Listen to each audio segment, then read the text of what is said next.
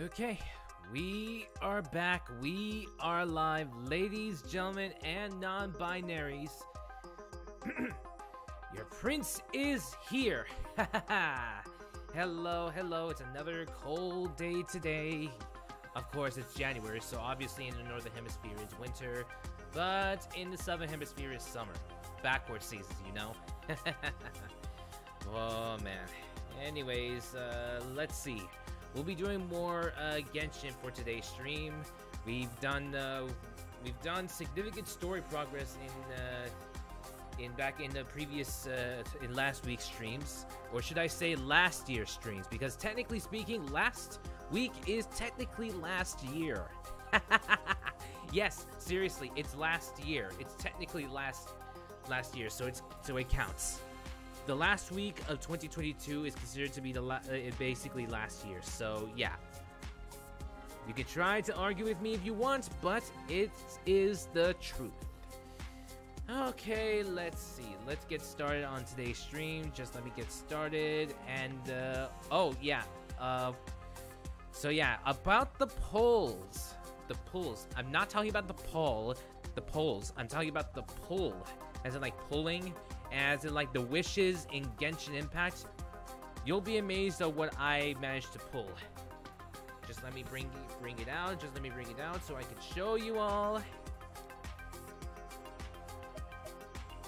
Hold on a sec. Paimon has been fiddling around with the settings again. I don't know why, but what's with the Paimon and no music? I'm sure Paimon would argue saying that real life does not have any music playing. Alright. We got the game booted up. We're all set and ready to go. Oh yeah. Oh yeah. Hold on. Let me show you. I've gotten some new characters actually. You'll be amazed by who. Yes, I did acquire the Raided Shogun. I acquired Raided Shogun. I absolutely did. Yes. I got the Raided Shogun, and in my pull, I need to save up some Hero's Will and some upgrade materials so that I can upgrade my Raided Shogun.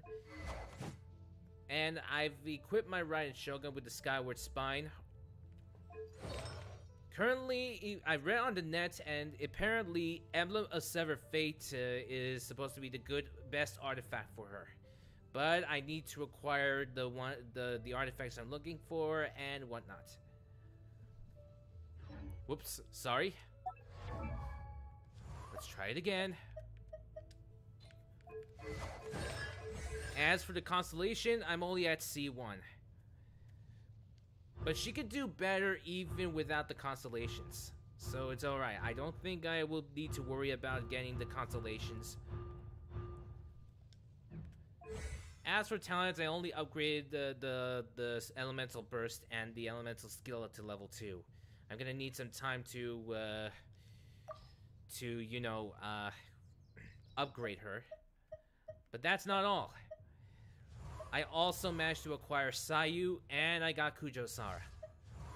Welcome back, Spoka. Welcome back. Just wanted to show you that I managed to get some pulls.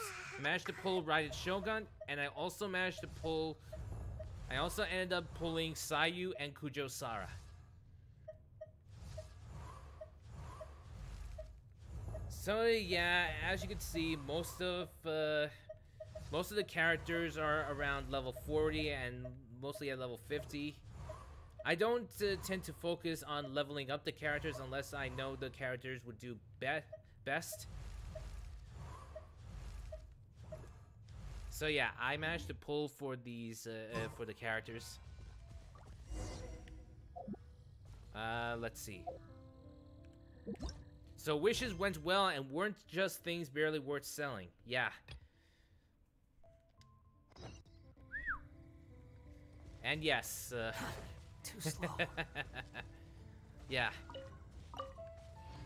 So yeah, even though there's... Hold on.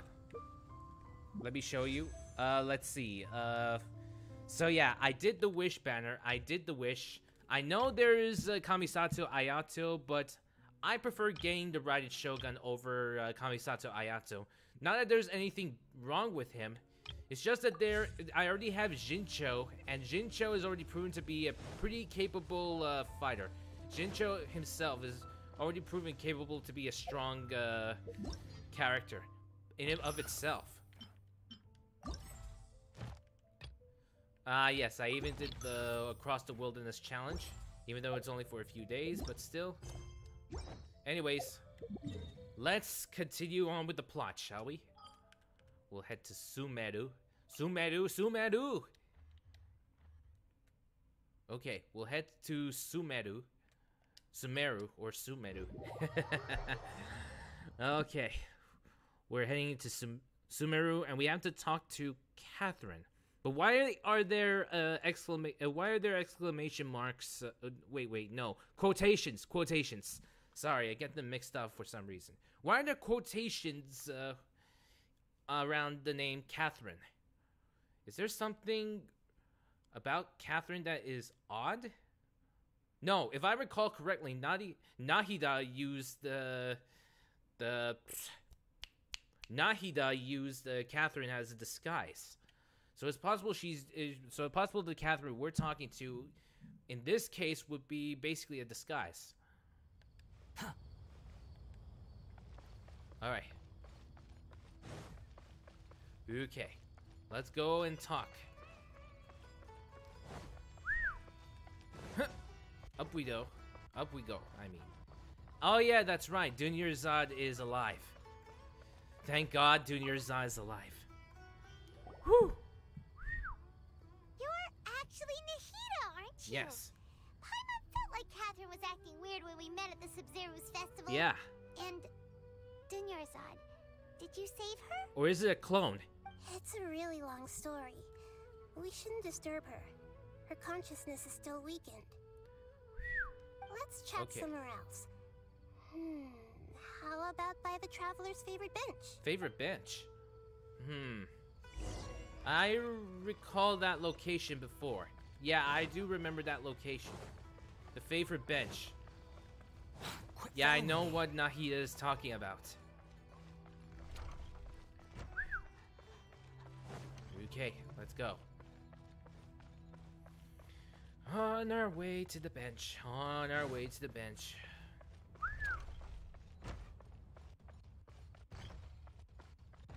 Okay. Treasures Street. Whoa. I don't know what just happened, but I don't think I should have been there. Sorry, I thought that was a broken part of the map. That's my fault. That's my bad. Sorry. How did Catherine just teleport all of a sudden?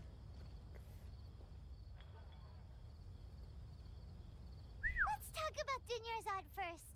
It's such a relief that she's alright. You and me both, Paimon. After we parted on the last day of the SUMERU's festival, I left the city and saw what the Traveler had described. Among the countless dreams, I found one that was growing fainter and fainter. Fainter? Once Dunyarzad could no longer bear the Akasha harvesting her dreams, her consciousness began to dissipate. But this also meant it escaped the Akasha's control. I see. Such a small fragment of consciousness can't last for very long, though. It will return to its original dream, where both will gradually fade until they completely disappear. Whoa. I used all the power I had to keep her dying dream alive as long as possible. But it still wouldn't have lasted for much longer if it hadn't been for you two breaking the samsara. So it looks like we did manage to save Dunyarzad in the end. Not a moment too soon. This is truly a miracle. Huh? Why are you two smiling so happily? I thought you'd be so moved that you'd start crying. I need to spend more time observing human emotions. I think you're looking at something that is overtly happy. Overly happy. We are happy that Dunyarzad is alive, but not like too happy that we would be shedding tears and shedding happy tears. Both are fine. Everyone reacts differently. Yeah, Paimon gets it. Right. You two must have a lot of other questions for me, right? After all, you saved my faithful believer. As your reward, I will answer any and all questions. Oh, I thought for sure that would be the end, but okay. Well, we do think of some other questions, like for example, let's see. There were 4 questions we answered last time, so I guess we can count this as question 5. Please excuse the vacuuming sound. Please excuse the vacuuming sound. It seems some of the ZRF staff are doing some vacuuming. Anyways, question 5. About what we saw in that dream at the Avidia Forest. At the Avidia Forest, there was this incense that made the traveler fall unconscious and dream of a huge tree and a red sky. Yeah. You also heard someone's voice, right? It said world and forget me. Yes. Yeah, so you do know. We've been wanting to ask you what that was about, and if the red sky was related to Conria. It seems like the traveler established a connection to Irminsul. We'll forget. That was a message left by Greater Lord Rukkhadevata's residual consciousness in Irminsul. Perhaps her last memory before she died. Quack. I know that quack. I know the sound of the quack. It must be Corey. Yeah! Yes! Corey's here! Hello! Hello! We're just getting started on the Genshin stream. I've already just started the story. I'm already just about to start the Act 2 of the storyline. Quack, quack. Quack, quack indeed. Last memory before she died. As you probably know, Greater Lord Rukkhadevata disappeared after the disaster in Conria. Hi there. The timings of these events do line up, so your suspicions are reasonable. How are things with you, Corey? Doing A-okay? Doing A-okay, I see? If so, good for you. I'm doing well. Don't worry, Corey. I'm doing okay. No problems there. Anyways, back to the story at hand. Greater Lord Rukkhadevata disappeared after the disaster in Conria, and the message that the Greater Lord said, "World, forget me." A message from Greater Lord Rukkhadevata? We thought it was from King Deshret. King Deshret? That god who died even longer ago? Just finished writing a story. Ooh, what story? Dwellers still worship him. You probably just heard some of their conspiracies. Hold on. That thing about King Deshret? Some present-day desert dwellers still worship him? So, it was just a conspiracy? It's not backed up? Seriously? Okay, so what does the message mean? Fantasy story. Cool. I still haven't managed to decipher it. Even the Akasha isn't currently capable of doing that. Which also means that the Academia and sages also have no idea what this message means. Greater Lord Rukkhadevata's residual consciousness in Irminsul seems to be contaminated with something that has a very dangerous aura to it. Contaminated with a dangerous aura. Many devoted scholars go mad as soon as they connect their consciousness. I've warned the Academia about this many times, but people still keep falling victim to it. Talk about an idiot move. But I believe this is the key to saving Irminsul. That's why I've kept trying to decipher it. So the tree in the vision was Irminsul? Oh, Tainari also said that Irminsul is sick. Is it because of the contaminated consciousness? That's one thing to ask. But even if you can't figure out what that vision was all about, it seems like our search for you was all in vain. The traveler wasn't affected after coming in contact with that consciousness. I've never seen anyone like that. With you here, we may have a chance at deciphering it. Wait, so you're saying that we're not... that Aether and I aren't contaminated by it? We're practically immune to it? Is what you're saying? In that case, that's fine and all, but it still doesn't answer a lot of our questions. No, we must decipher its secrets. I've already eliminated all other factors that might affect Irminsul. This is the only one left. Gotcha. This puzzle has life and death at stake. It could determine Irminsul's fate, as well as Tevat's. In that case, this is not something that we can overlook. Alright, question 6. Why do you look like Catherine? To be accurate, I'm using the Akasha as a medium to occupy Catherine's consciousness. Ah! How did you do that? Poor Catherine. also occupy other people's consciousnesses? Wait, now that I look at both Paimon and Aether, look, there's no sign. They're not even wearing their Akashas. I looked at Paimon. There's no Akasha on her. On it, actually. I'm thinking Aether as well. Well, let's see. Theoretically, I can enter anyone's mind as long as they're wearing their Akasha terminal. Whoa, that's a bit creepy. The Akasha is the legacy of Greater Lord Rukkhadevata. As Lesser Lord Kusanali and the first Akasha terminal, my consciousness has always been linked to the Akasha. Wow. I've always respected Maybe no my more people's Akasha? free will, I don't know. So I've never actually occupied their consciousness. When necessary, I just borrow this bionic Snezhnayan puppet. Snezhnayan puppet. I've always respected my people's free will, so I never actually occupied their consciousness. Oh, that's good. Maybe no more Akasha? Yeah, that's the devices that the people are wearing. And yes, I can tell. Now it's confirmed that Aether is no longer using the Akasha. So, based on... on my last year's stream in Genshin Impact, apparently it's confirmed that we are stuck in a dream loop, and by wearing the Akasha terminals, we ended up getting stuck in a dream loop. And just removing the Akasha isn't going to stop it. We have to find the source of the person's dream. We have to find the host of the person's dream and make sure that their dream is fulfilled so we can get out of this cycle. Also, Nahida says Catherine is a puppet? A Snezhnayan puppet all along? Hold on. Did we just learn some deep, dark secret? So Catherine is... No. Whoa. No wonder Paimon felt something was off about her. This also could explain how Catherine kept on appearing in different regions. What about your own body? Why do you need to borrow other people's? Don't you live in the sanctuary of Surasthana? What is the sanctuary of Surasthana? That story begins a long time ago. After Greater Lord Rukkhadevata disappeared, the sages found my newly born self and took me back to SUMERU. At that time, I was young and weak. The sages kept me in the sanctuary of Surasthana, ostensibly for the sake of protecting me. But I've hardly heard from them since. Maybe it's not for the sake of protecting, but more on the case they want to keep you hidden from the general public, so nobody should have to see you. However, I do understand that they had hoped to find Greater Lord Rukkhadevata instead of me, a symbol of her passing. So, the sages basically put their new Archon under house arrest? How dare they! Why don't you teach them a lesson, Nahida? In some ways, they aren't wrong. Greater Lord Rukkhadevata was omniscient and omnipotent. Even after her death, the Akasha is still empowering this nation. So basically what you're saying is that they might be in the wrong for keeping you locked up and from the rest of the outside world.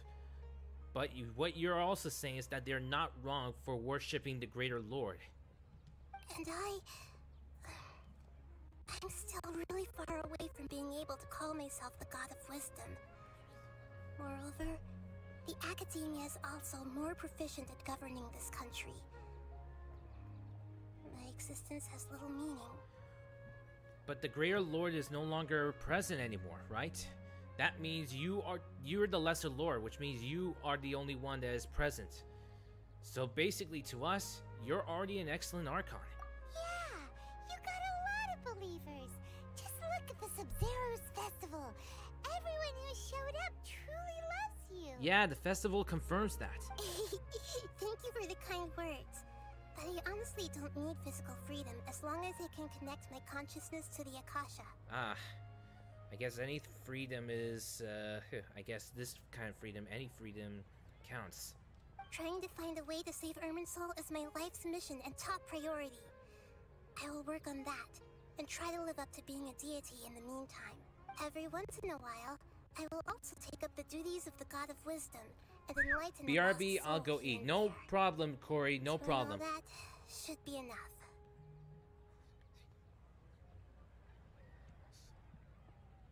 Alright, let's see. Question 7. The Sage's Plan. There's never been any big problems with the Academia's governance of SUMERU. This is the first time I've seen them step out of line. I wonder what caused them to go down this path, and what they hope to achieve. If the past is of any indication, it's possible there is some Fatui involvement. Even though the city's residents haven't noticed anything strange, if the traveler hadn't broken the SUMERU samsara, the situation could have become dire. Yeah, people would have died. I tried to do some investigating in the Akasha, but I couldn't find anything suspicious.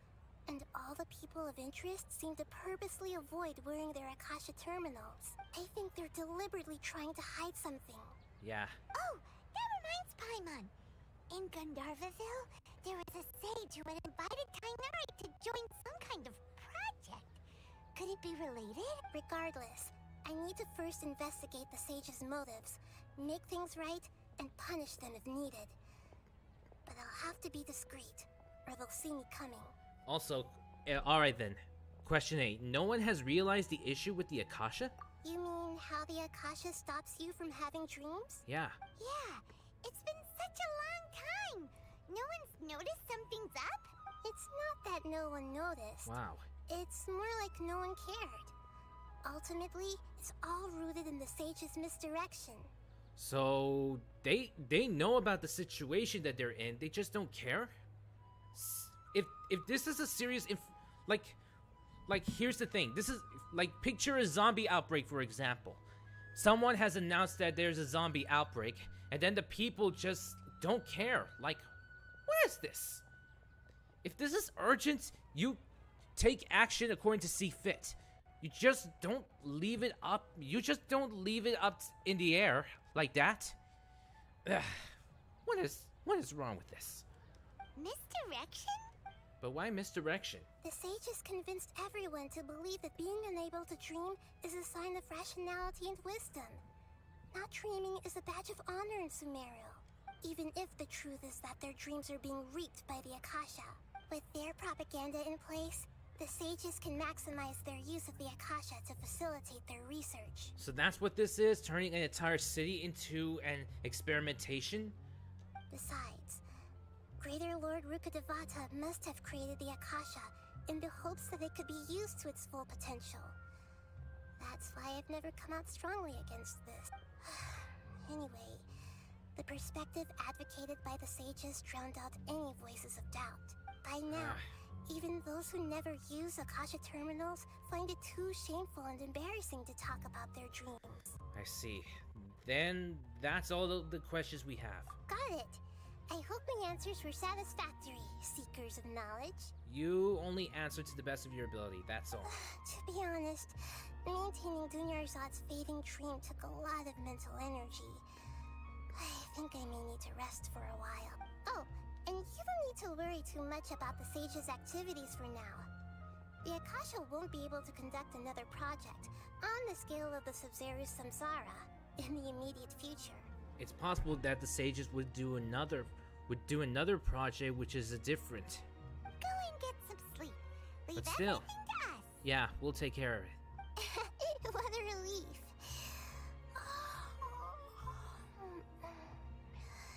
This is truly the most exhausting birthday I've ever had. Traveler? Paimon? Why am I here? Do either of you know? Maybe you were sleepwalking. You know you can't wake up a sleepwalker. Yeah. I see. Huh. I should visit my maintenance personnel sometime. Maintenance personnel?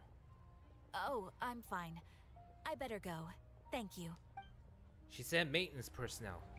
Could that mean that she is talking? Quite some time in SUMERU City. But ever since we last said goodbye to Lesser Lord Kusanali, we haven't heard anything from her.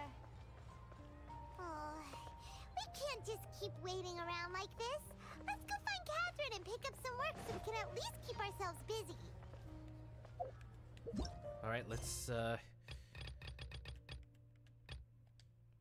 well, we've got all the answers, but there's nothing significant about the sage's actions for now. But right now, let's just go and talk to Catherine and see if we got some work for us.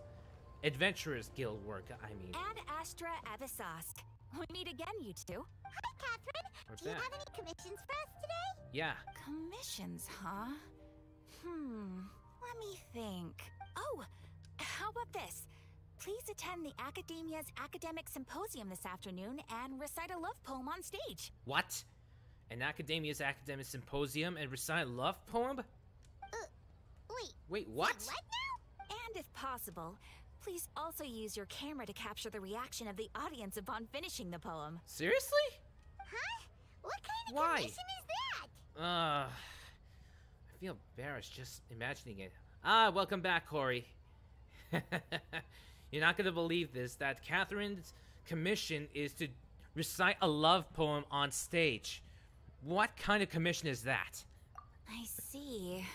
It appears that you're not interested in this commission. Yeah, do you have any other commissions other than that? Catherine is sus. Yeah, Catherine is confirmed to be a bionic, is confirmed to be a machine, a robot. Built by Sneznaya. Sneznaya.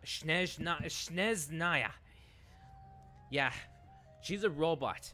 That would explain why we see multiple Catherines in various regions, like in Liyue and Inazuma. I mean, in her back there is a keyhole. Makes sense. In that case, please go to Port Armos and convince the Eremites there to spend some time volunteering at the local orphanage. Convincing the Eremites to spend time volunteering at the orphanage? How would that work? Hey, that's not any better. That's basically just asking for a beating. Besides, mercenaries and orphanages really don't... Yeah, never mind. Isn't that just asking for a beating? Mm-hmm. I'm sure the mercenaries will have some interesting reactions as well. Paimon's gotta ask. Just who exactly has been this... submitting these commissions to the Adventurers Guild? Okay, looking at the bag. Yes, I see her back. You're right, Corey. There is a keyhole. It definitely makes sense. Yep, it definitely makes sense that she's a machine. Catherine's a machine all this time. But wait, if she is a Sneznayan bionic puppet, could that mean that the Fatui have been watching them? Does this mean that the Adventurers Guild has already been compromised? Thank you for the hydrate.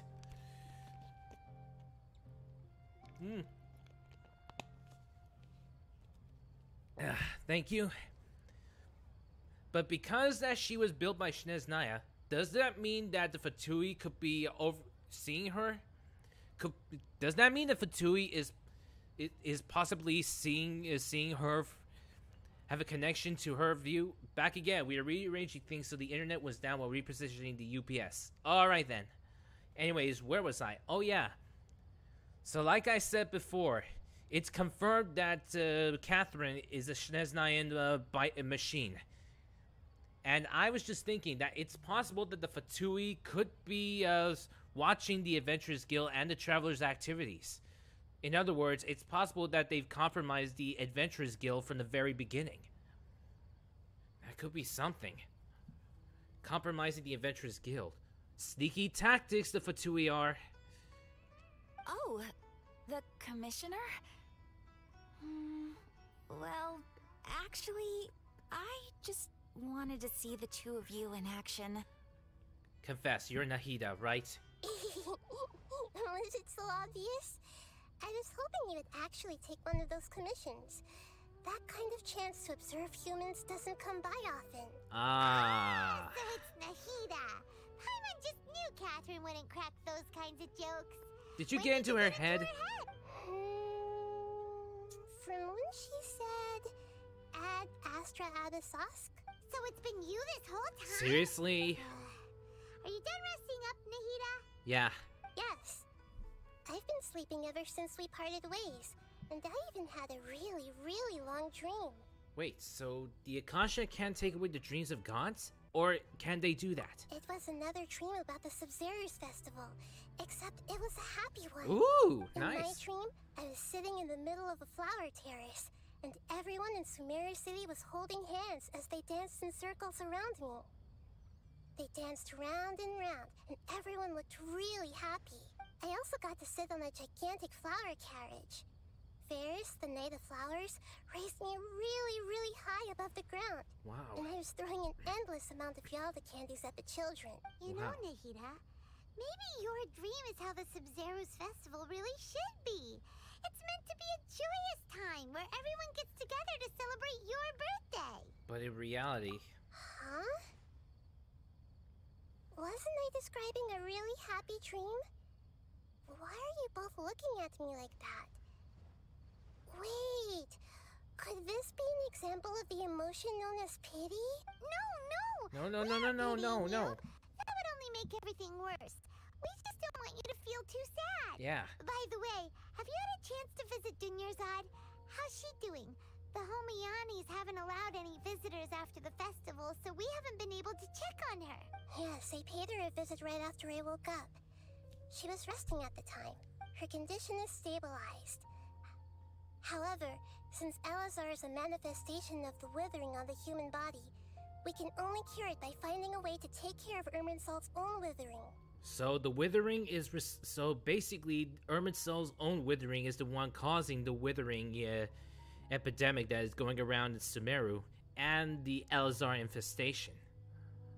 But for the moment, our top focus should still be figuring out what the sages are up to and what they're planning. That's right. Who knows what'll happen if they manage to pull off another scheme like the Samsara of the SUMERU's festival? No more experimentations like that. So our first priority should be investigating and putting a stop to the sages' activities. As for how we should pull that off, let's discuss it somewhere else. There are too many adventurers around here. Oh, good point. Sorry, adventurers. We're gonna be borrowing Catherine for a little while. And... Whoa, wait a minute. Oh yeah, we just started on Act 3. We've started on Act 3. We're now in the third act. Let's continue our chat here. We're in the third act now. Only 2 more acts to go. Completion of this act only means 2 more acts to go. So we're already in Act 3. That's good. I thought let's continue our chat. Okay. Alright. So do you have any ideas on how we can investigate the sages, Nahida? Actually, I've already done a little bit of work on that. But for now, I want to hear your thoughts. My thoughts?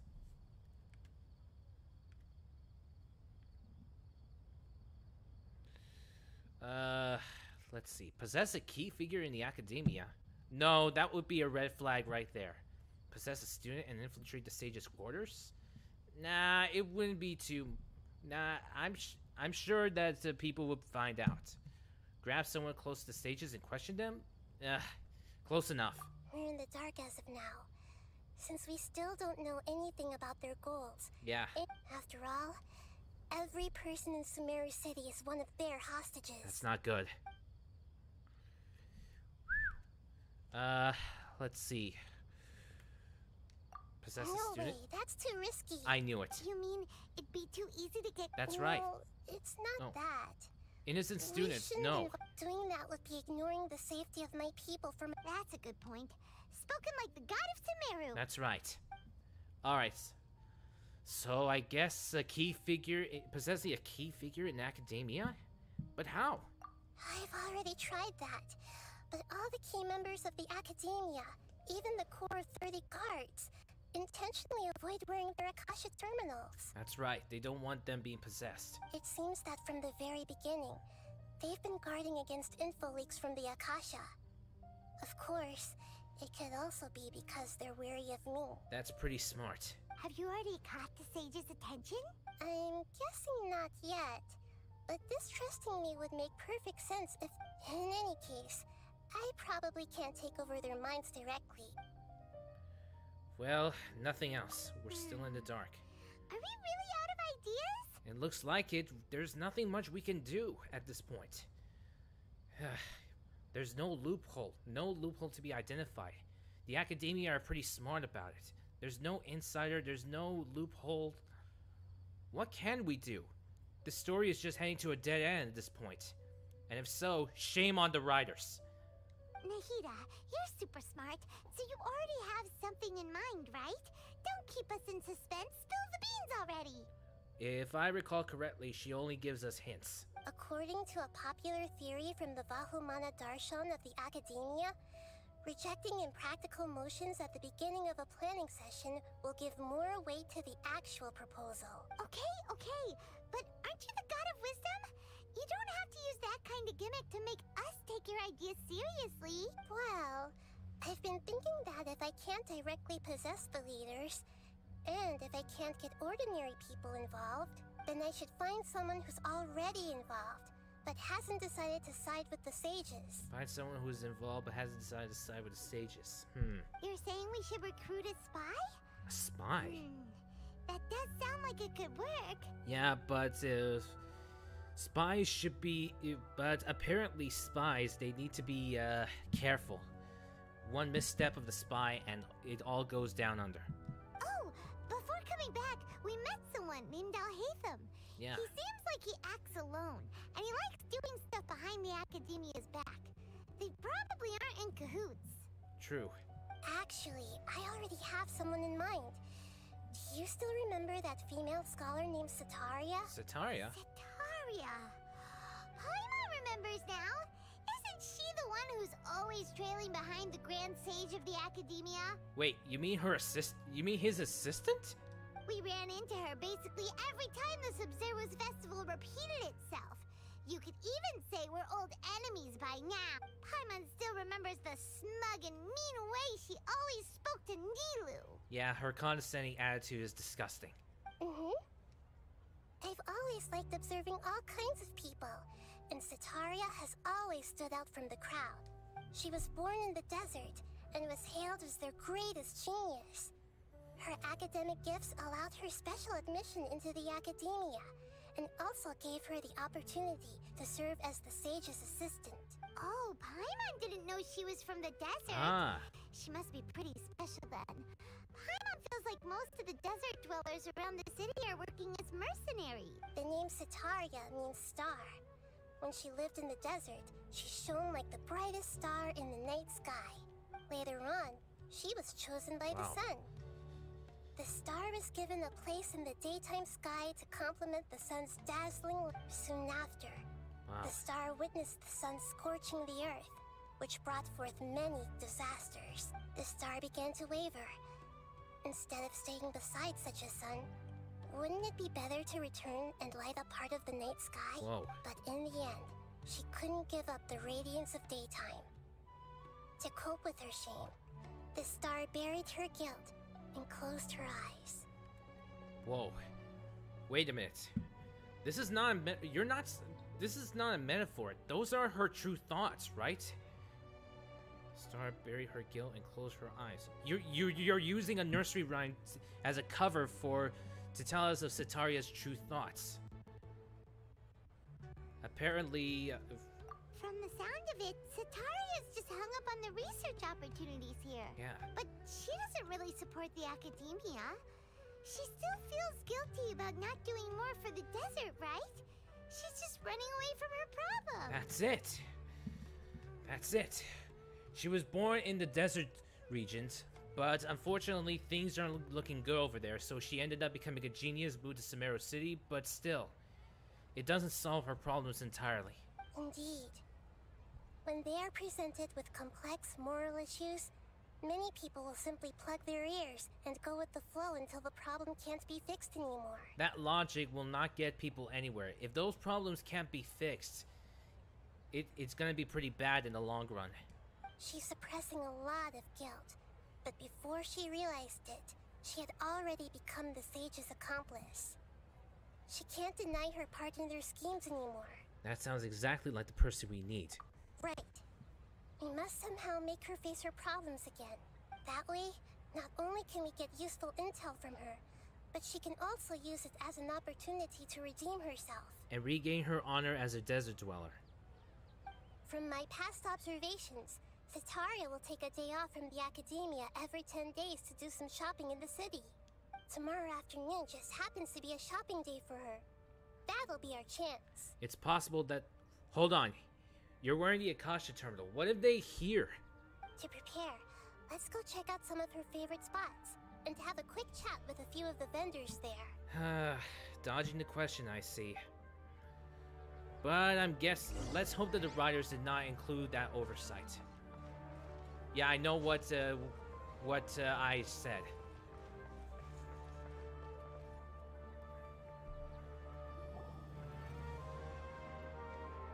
This should be Sataria's favorite fortune-telling spot.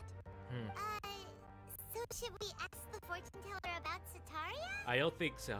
No, I already have enough information on Sataria. The most important thing now is for you to pay attention to the vendor's talking style and key characteristics. I see. Talking style and key characteristics? My poor lost lambs. Have you become troubled over your fates? The divine voice of wisdom often echoes between mine ears. If thou be blessed today by the gods, I may be able to show you the way. Huh? Really? Nahida, you've been whispering things to her? Shh, shh. My friend here has some doubts regarding his future. Can we get a fortune reading for him? Of course, of course. In that case... It would seem that Harut and Marut are quite wary of you. Cats. Perhaps, at some time in the past, you have somehow offended the gods. Only mocking the god of Animo, questioning the lord of Geo's financial savviness, and brawling with the god of Electro. Do those count? Do you really have to say it out loud? Oh, nothing. Go on, pick an aspect for her to divine. An aspect? Divine my prospects in health. Health prospects. No problem at all. The gods have spoken. The truth shall be revealed. Your life shall continue on for many tens of thousands of years. Impossible. Tens of thousands of years? Does that mean I am doing a quest as well? That's why I'm not talking as much. Thank you for the Hydra redeem. I'm sure it's just a silly fortune, but based on her reaction, it's possible that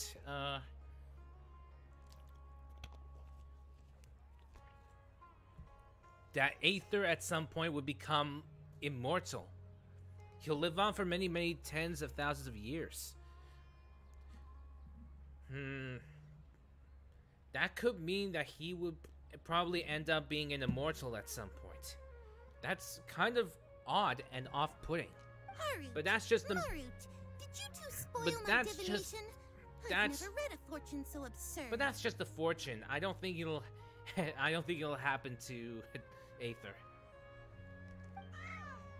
You can't blame the poor kitties. Aw, look at the kitties. Actually, Paimon thinks this is probably the most accurate fortune-telling you've ever done. Accurate? How can you confirm that it's accurate? I admit that the orientation of today's celestial matrix is suboptimal. As such, there will be no charge. Is that so? Well, that can't be helped. If you were to bring some food offerings for Harut and Marut on your next visit, perhaps they could help you reverse the wheels of fate. Food offerings for Harut and Marut. Anyways, next vendor. It's kind of weird and off-putting, you know? Is this another one of Sataria's favorite stalls? Yep. It belongs to a king. His father helped Sataria a lot when she first moved to SUMERU City, so she still comes by whenever she has time. When I start talking with him, listen carefully to the details of our conversation. Ah, dear customers. Would you like to look at some pottery? We caught wind of your great craftsmanship, Yeah. so we specifically came to take a look. Oh, I recognize you. Aren't you Miss Catherine from the Adventurers Guild? Sounds like I'm in for some big business. Speaking of, where did you learn this trade? I suppose you could say it all started with my dad. He's a mason by trade, but I picked up an interest in clay while apprenticing for him. After that, I began making pottery by myself in secret. And I simply changed trades when my works turned out well. Although it's a pity that I'm no longer making much use of the knowledge provided to me by the Akasha. That's nice. You're making a living doing something you love. Wow. So is your father still working as a mason? Oh no, not anymore. A few years back, he fell from a roof and broke his leg. Whoa. Since he had already saved enough Mora over all these years, he's just enjoying the retired life in Port Ormos nowadays. Ah. I see. We wish him peace and happiness in his retirement. I'll have someone in charge of logistics at the guild come by another day for some goods. We'll leave you to it. Yeah. Take care now. No problem. Rest easy, all our goods are sure to meet your every need. Yeah, it sounds like he wanted good business. It didn't look like he just wanted to hit on her. He just wanted good business because this is the Adventurers Guild. If he wanted to hit on her, it could be obvious. But he's talking business. He's a businessman first. He puts his business above all else. That's amazing. Alright. Food. This should be our final stop. Sataria's always thinking of this restaurant when she's working at the academia. So she always comes by whenever she's out in the city. Nahida, you've really thought of everything. It's my duty to protect SUMERU's citizens, after all. As you should. Hi there. I feel like I've seen you down by the docks before. Huh? Sorry, I don't quite remember. If I recall, you were having a discussion with someone about shipbuilding at the time. Ah, that's right! I've always been really interested in feats of marine engineering. After all, I grew up in Liyue Harbor and spent my entire childhood staring at the ships going in and out of the port. I came to SUMERU to study, but failed to make it into the academia due to my lack of talent. But I'm still discussing all kinds of problems with different scholars. And I'm continuing to study and perform research from the restaurant's basement. I'm sure I'll get to the academia after their next round of exams. What an admirable spirit for learning. Wow. Sure. But you'll find hardworking people wherever you go. So this restaurant has a basement as well? Huh. First I've heard of it. Same here. I don't think it's an explorable location. That's right. It's not usually open to patrons. Most of the time. I see. Guess that makes sense. Thank you so much. Basement, huh? I don't know why, but it does kind of sound off-putting for some reason. So, was that everybody? 3 familiar faces should be enough for Sataria. What's the point of all the information we've collected? Yeah. Nahida, you still haven't told us how you're planning to make Sataria face her problem. Sataria is already used to avoiding her problems, so we must find a way to break through her usual sensibilities. I remember you mentioned that the Eremites in Port Ormos are all making a fuss about the upcoming resurrection of King Deshret. King Deshret. Although it's all just a boatload of nonsense, Nonsense? the fate of her homeland may turn out to be Sataria's soft spot. I see. So maybe mentioning King Deshret could be jumpstart. Jumpstart. Everyone gets it now. You want to take advantage of the guilt Sataria feels about her homeland. That's right. Although she knows she should return home to help the people of the desert, all she's done is conspire with the sages. If King Deshret were to criticize Sataria's actions, So, how do we set it how up? do we set that up? Well, King Deshret is long gone. And Sataria is also too smart to fall for any simple tricks. If we simply engaged her under the guise of King Deshret's believers, she would definitely be wary of us, and we may not get anywhere. Got it. But if we were to borrow some of her close acquaintances to talk with her, her reaction would probably be very different. So, you mean you're going to possess those people What? we just talked to? Yep. Possess them through the Akasha. Imply they've already converted to the faith of King Deshret, and then convey our made-up will of King Deshret. Oh, you give her a confusion. Nice. As long as everything goes smoothly, we'll get through to Sataria for sure. She'll never guess that we had anything to do with it. Ah, so that's how you're going to use all all the info we collected on these people. It's so that you won't slip up and break form. Possessing them will only work if you can manage to pass off as them. Ah. Exactly. So, best of luck with impersonating them. Huh? Best of luck? Hold on. Impersonating? You don't know how to possess anyone? I mean, I could in my case being a crony wingman, but in this case, I'm not sure how this will work. That's no problem at all. I'll just share all their senses with you once I've possessed them. As long as you're also wearing an Akasha terminal, the effect will basically be as if you've possessed them yourself. Wait, if we wear the Akasha terminal again, wouldn't that mean that we will go back into that, well, you know what, never mind. You said so yourself that, there won't be another dream loop anytime soon. Glad the writers fixed that oversight. Huh. That is pretty convenient. But why does he have to do this? Although I've been observing humans for a while, I've never been good at imitating them. You're not wrong. It's always been painfully obvious whenever you try to pass as Catherine. We'll do our best. If it was at all possible, I would have preferred to leave these people alone. But seeing how things are now, I probably should just accept it and push on. Yeah, don't beat yourself up over it. We're only doing this to help everyone, and we'll only be borrowing them for a little while anyway. Alright, then let's give it a go tomorrow afternoon. We'll give it a go tomorrow afternoon. Wait until the following afternoon, which is 12 o'clock. So around 12 o'clock. 12 o'clock next day. There. 11:43. Close enough. Ha ha ha. I'm liking the time mechanic here. There's no such thing as pure freedom in this world. Even the wind cannot blow on forever. Even the wind cannot blow on forever.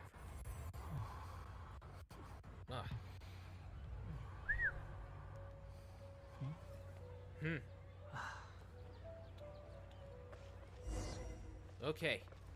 We need to carry out the plan. It's possible that they may get,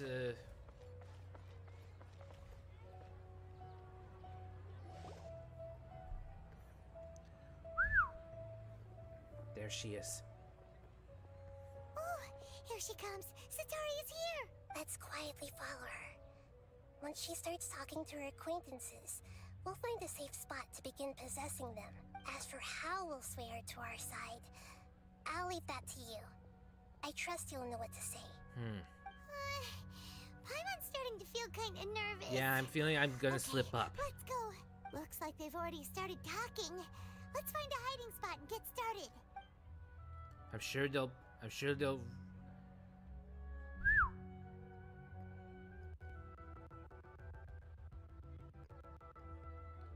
catch on.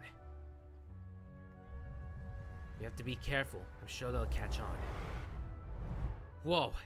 Talk about a mindfuck. That's right. You really can't force anything when it comes to love. And besides, everyone around me has a very different background and outlook. Are you still listening to me, Nabia? Oh, of course I'm listening. You were talking about troubles with your love life, right? I've heard everything you said. Okay then. You just seemed a little distracted for a moment there. Strange. Your cats seem pretty worked up. I always thought they were quiet, happy kitties. Oh, what are their names again? I know this. Harut and Marut. That's right. They are just little darlings, aren't they? Harut and Marut. So, which fortune do you want me to read for you today? You must have come for another echo of the divine voice of wisdom. I'd like to get another reading on my love prospects, but to be perfectly honest with you, I feel like I've been a real mess recently. A mess? A mess? Well, could you do a reading on how long it'll take me to finish my current project at work? I really just want to get it over with. I hear you. I hear you. No problem at all. The gods, The gods will reveal the truth. truth.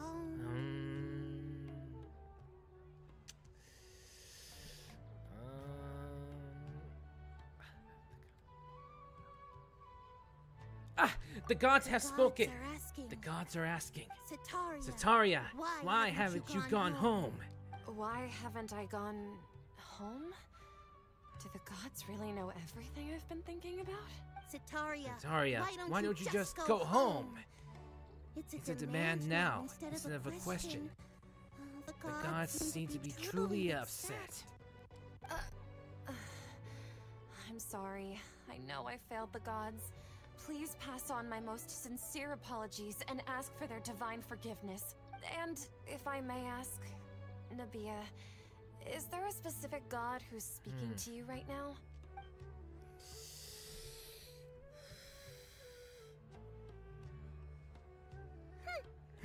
What an inconsiderate and naive question.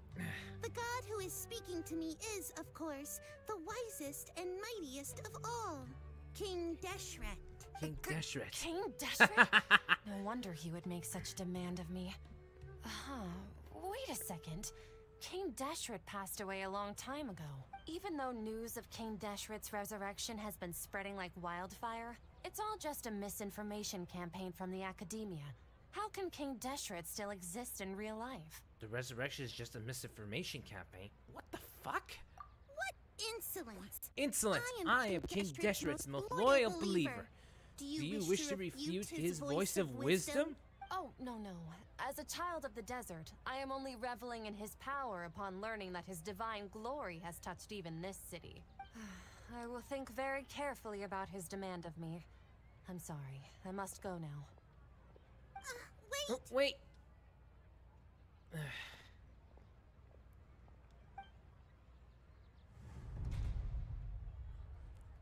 I'm guessing she knows she's being watched. Oh, she just ran off in a hurry. She looked pretty upset too. Well done. Sataria didn't seem to suspect anything amiss. To have true. something she's been trying desperately to avoid show up out of nowhere and berate her, that must have shaken her to the core. Aw, Nahida, it seems like you understand human emotions really well. All I know are some abstract Harva taught theories. In any case, my This is time really has shown neat. a lot of them to be utterly useless. I'm still trying to make sense of everything. Anyway, enough of that. Let's hurry and catch up to Sataria. We'll head to the next stall. The next Set stall? of teams now, right on cue. Let's get ready to possess him right away. Alright, let's hide. I'm glad this is not a sneaking mission. Let's try it again. Ah. It's okay. I just got caught up in something. Oh, actually, didn't you ask me to help you look for work? What kind of work were you looking for again? Masonry. Oh, right. Your old man's craft. How could I forget? Speaking of, how's he doing? Is he feeling any better?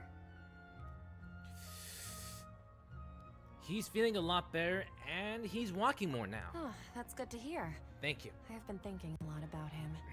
If I could get some more time Thank you for the off, posture I'd check, love Redeem. to pay him a visit. Actually, while we're talking about him, is he still living in Port Ormos? Yeah, Yeah, he's been retired, He's been retired there for a while. If you could find the time, please write him a letter. Let him know that recently, faith in King Deshret has taken root in Port Ormos and has begun to spread across Sumeru. Wow. Also, yes, what I'm doing is, yes, I'm doing a bit of dubbing over him just to give the feeling of, just to give the idea of what, the person is possessed. So He has a quick temper and has always been a devout follower of the Dendro Archon. I don't want him to get into a fight with those King Deshret believers because of a difference in beliefs. Oh? So who are you siding with in all of this? The academia or King Deshret? I'm so jealous of you. You were born a child of the desert. Yet you chose to betray King Deshret. And now you spend all of your time with those crooks from the academia. Akeem, You don't mean you've also become a believer of King Deshret? What's so strange about becoming a believer of the wise King Deshret? In fact, aren't you the strange one? The one who still can't pick a side? Can't pick a side? Me? Whoa! Paimon had no idea you'd be so good at this! Before I knew it, I was really started getting into the role. You really zeroed in on the issue and put it right in front of her. It might feel a bit overwhelming for Setaria. But you're not sounding it like it's a bad thing. But once everything is over, I'll be sure to pay her a visit to her mind and explain everything. Anyway, let's keep going. Alright, last stall.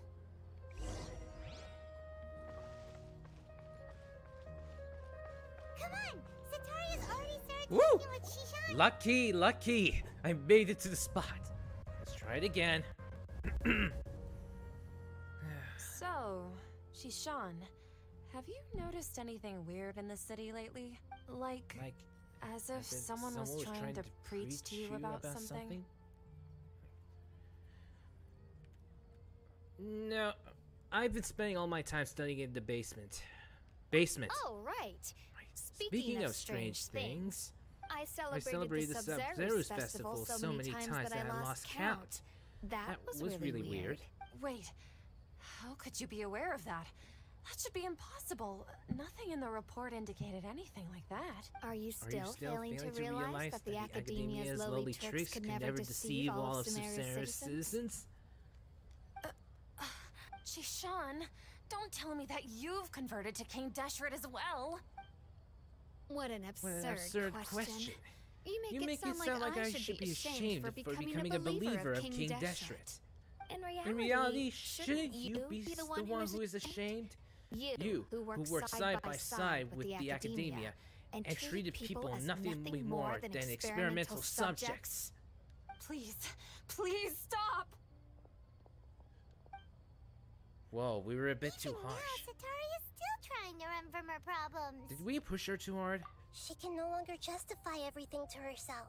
Hey, she's trying to talk to the guards! What should we do? This is the most important part of all. Quick, get ready. Mercenary, you're a member of the Corps of 30, correct? Please help me pass a message to the Matcha right away. The situation in the city is getting out of control. Please, try to remain calm, miss. Tell me what's happening in the city. Heretics are infiltrating the city, and they've already converted many residents to their side. Heretics? Heretics? What kind of heresy are you talking about? King Deshret. Many people I know have suddenly started believing in him, but he's long dead. It's impossible. Miss Setaria. Miss Setaria, nothing is impossible. You know my name? King Deshret is immortal. And all who defy him will one day pay the price. You must face the truth, Setaria. You tread a treacherous path, and the longer you ignore it, the tighter the Academia's grasp on you will become, and the deeper you will be ensnared. Child of King Deshret, never forget that the desert that belongs to you lies elsewhere. What's so strange about becoming a believer of the wise King Deshret? In fact, aren't you the strange one? The one who still can't pick a side? What an absurd question. You make it sound like I should be ashamed for becoming a believer of King Deshret. Setaria, why haven't you gone home? Talk about a mindfuck.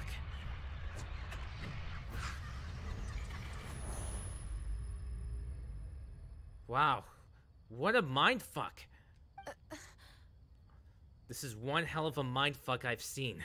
It seems that no matter where I run, I only keep finding more believers of King Deshret. I have to say, this is a familiar feeling. I've also been running from my guilt this whole time.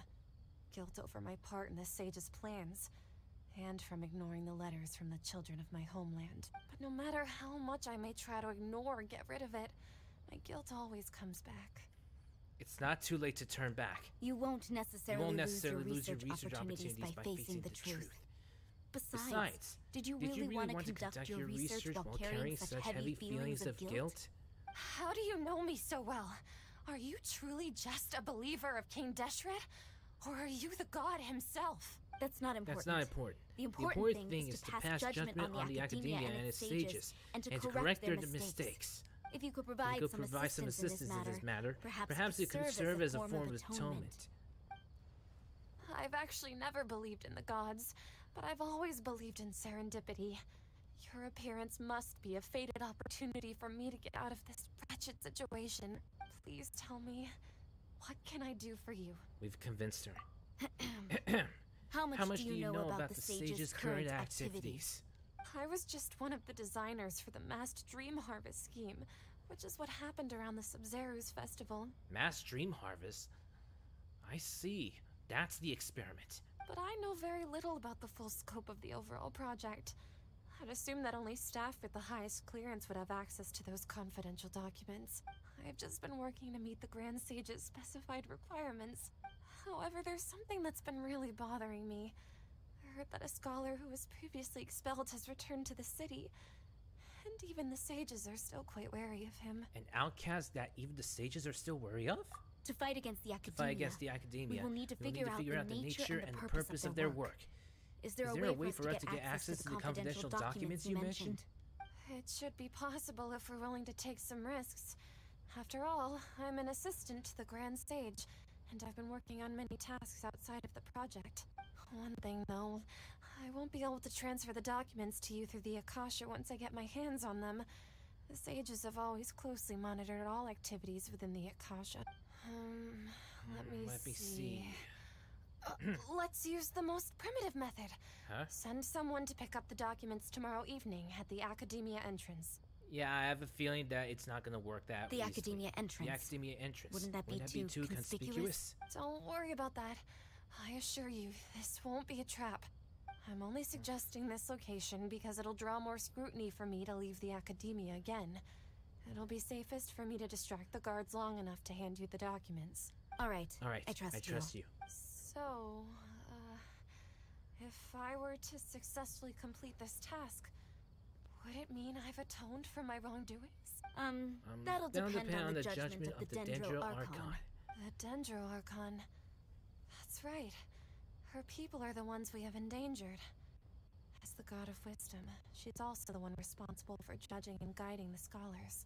Maybe it's time for me to find a god to believe in. Just as Nahida predicted, we've managed to bring Sataria to our side! The Traveler's execution was ingenious. He's the one who deserves all the praise. That was very difficult, trying to play the parts. Well, now that we've made plans to meet again tomorrow evening, all we can do is pray for Sataria's mission to go off without a hitch. Pray? But if we're going to pray to the gods, aren't we just praying to you? God of wisdom and guardian of the scholars? Well, you could also say the same thing about me. I'm just kidding. Whether or not you believe about the Cronians or not is up to you. No. The truth is the true guardian of scholars. I've always believed that. Anyway, let's meet again tomorrow evening at the Adventurers Guild. Tomorrow evening, alright. But if you're not appearing and if we meet someone else, then it's possible that our plan would be compromised. I don't know why, but I always had a bad feeling. Like the plan would be compromised soon. Like someone would take notice of our actions. Okay, sorry, I need to take a look again. Thank you for the stretch, Redeem. Woo! Need to wait until the following night. Relax. Alright, we need to wait at 1900. Following night, 1900. Let's see. There, much better.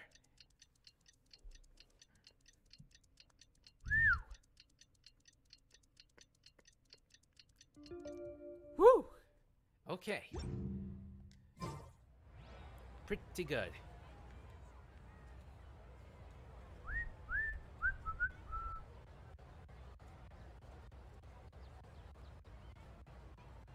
Okay. You think I've got a sharp tongue? I'm waiting. I just tell it like it is. If someone can't handle it, maybe that's their problem.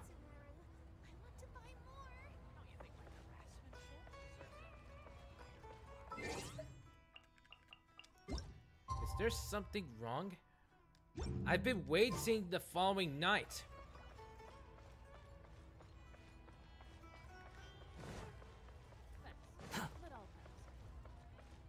That's strange.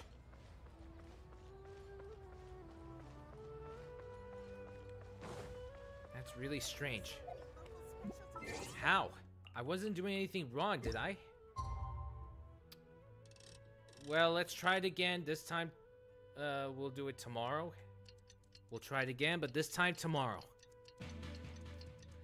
Hoshiko is raiding with a party of 2. Hello, Raiders! Hello, Hoshiko! Raiders get free burgers. Hello, hello, hello. That sound, I can never mistake that sound. Hello, hello, Hoshiko. Hello. Just your prince doing some, Genshin playing. Following me. Hello, hello, hello. Hope you guys enjoy your burgers. Raiders get free burgers. Hello, hello, hello. You are the other Catherine, right? Also, since you're here, Hoshiko, I have to give you a shout out. Must give you a shout out, Hoshiko. Yep, here's your shout out, freshly delivered. Woo! How are you, my nocturnal friend? Speaking of nocturnal, shouldn't you be... Kaito can have my burger. I'd like some chicken wings. Hey! What did I just say about the chicken wings? Oh my god. But Kaito can have a burger. You can go for it. Anyways, on to some more Genshin playing. Also, the other Catherine. Yeah. That's right. I suppose I'm the other Catherine in your mind.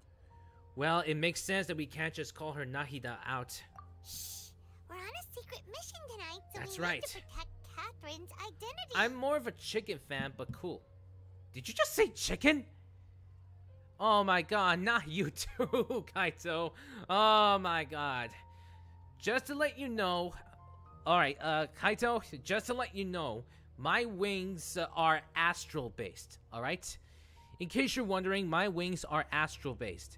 All Cronian wingmans are called as such because of our astral wings. They are not real wings. He loves chicken jokes and they taste like barbecue. No, I do not like the chicken jokes, alright? As a Cronian wingman, in my lore, it is considered to be a derogatory term. In my lore. It's a derogatory term to us Cronians, and I will not stand for it, alright? Not only as the Crown Prince of the ZRF, but also as my pride as a Cronian wingman. So you best not get on my bad side. Needs more sauce. Oh, you two are cruising! You two are cruising to get in on your prince's bad side, huh?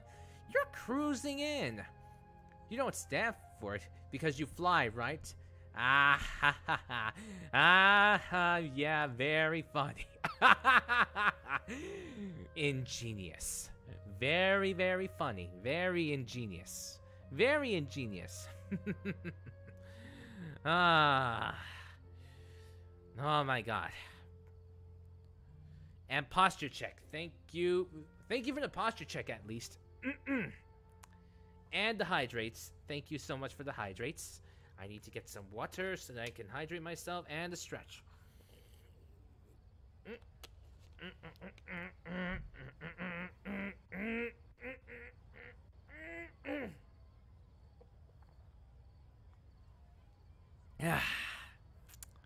Okay.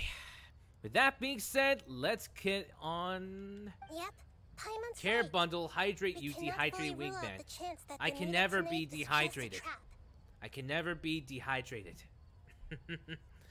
As long as I'm drinking liquids, especially water, I will not be dehydrated.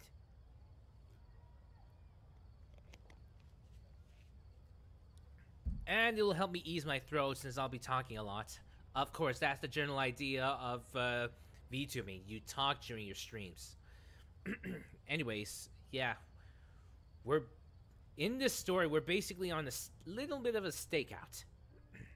If something Otherwise, were to the chicken happen, would be dry. your Hey! existence may be the only trump card we'll be able to play. After Okay. all, The academia should still be unable to confirm the existence of my consciousness in the outside world. I see. Yeah, exactly. Just what Paimon was thinking. But we somehow doubt that. Anyway, enough about that. Let's just make sure to be on our guard. Do you prefer grilled or extra crispy? If you're talking about my wings, don't bother. But if you're talking about the preference when it comes to eating actual chicken food, and not my cronian wings, and actual chicken food, then it's better to go for crispy. If I wanted to go for healthy, then grilled is a good option. I would go for grilled if I wanted to be, you know, healthy, but usually I go for extra crispy. And like I mentioned before, I'm talking about the actual chicken food and not the cronian wings. My man, oven roasted for me. Oven roasted. Ah, if it's for ones like from the holidays, then that is different. That's okay. Yeah. When it comes to actual chicken food for me, extra crispy is my go-to. Easier to shred and mix with veggies. Okay, you're gonna make me hungry. Oh man. Sure to be on our guard. But speaking of which, don't you feel like something is off? Off? What do you feel is off? It's too quiet. Too quiet. You should eat before stream, mister. I stream from 3 to 5. I stream from 3 to 5, and after 5 is around dinner time for me. So don't worry, I'm definitely eating. It's the middle of the night. Of course it's quiet. You're not getting paranoid, are you? No, I just wanted to be extra careful. You never know that we could be walking into a trap. No, I think he's right. It really is a lot quieter than usual. Ah, you noticed. If you look around, there seems to be fewer people on the streets. I'm not sure if this is the case for the entire city, though. Like I mentioned before, they're catching up. They're catching up to our plan. Huh. Maybe it's just a coincidence. Maybe Sataria figured out a way to not only distract Now the I'm going to guards, bed. Have a but good also to stream get and don't everyone to overdo go it, to okay? sleep early, just so we can exchange Don't the worry, documents in Hoshiko. peace. Your prince will not overdo the good streams, so don't worry about it. Rest assured, you have the ZRF guarantee that your prince will not overdo this stream. But until then, have a good rest, Hoshiko. Sleep well. And make sure you do good work well. See you later, my nocturnal friend. Anyways, good night. See you later, Hoshiko. Everybody say good night to Hoshiko.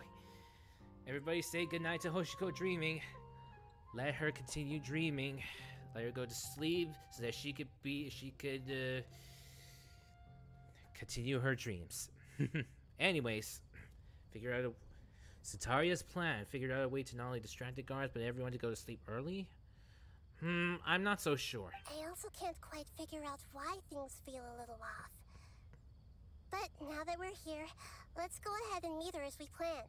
Well, regardless, as long as you're here with us, Paimon feels a little safer. A little safer, yes. But still, it doesn't look like it's gonna... Huh. There really aren't many people out right now. Yeah. Let's hope it'll be this quiet in front of the academia, and that Sataria managed to distract all the guards. True, but you can never be too careful. Maintain your guard up at all times. Maintain your guard up at all times. I don't know why, but it feels like that this plan of ours is already compromised. I really have no idea, but I still can't shake the feeling that our plan's already been compromised. The moment we just started, our plan was already compromised.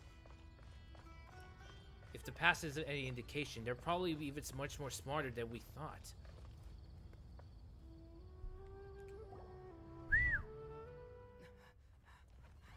It's definitely a trap.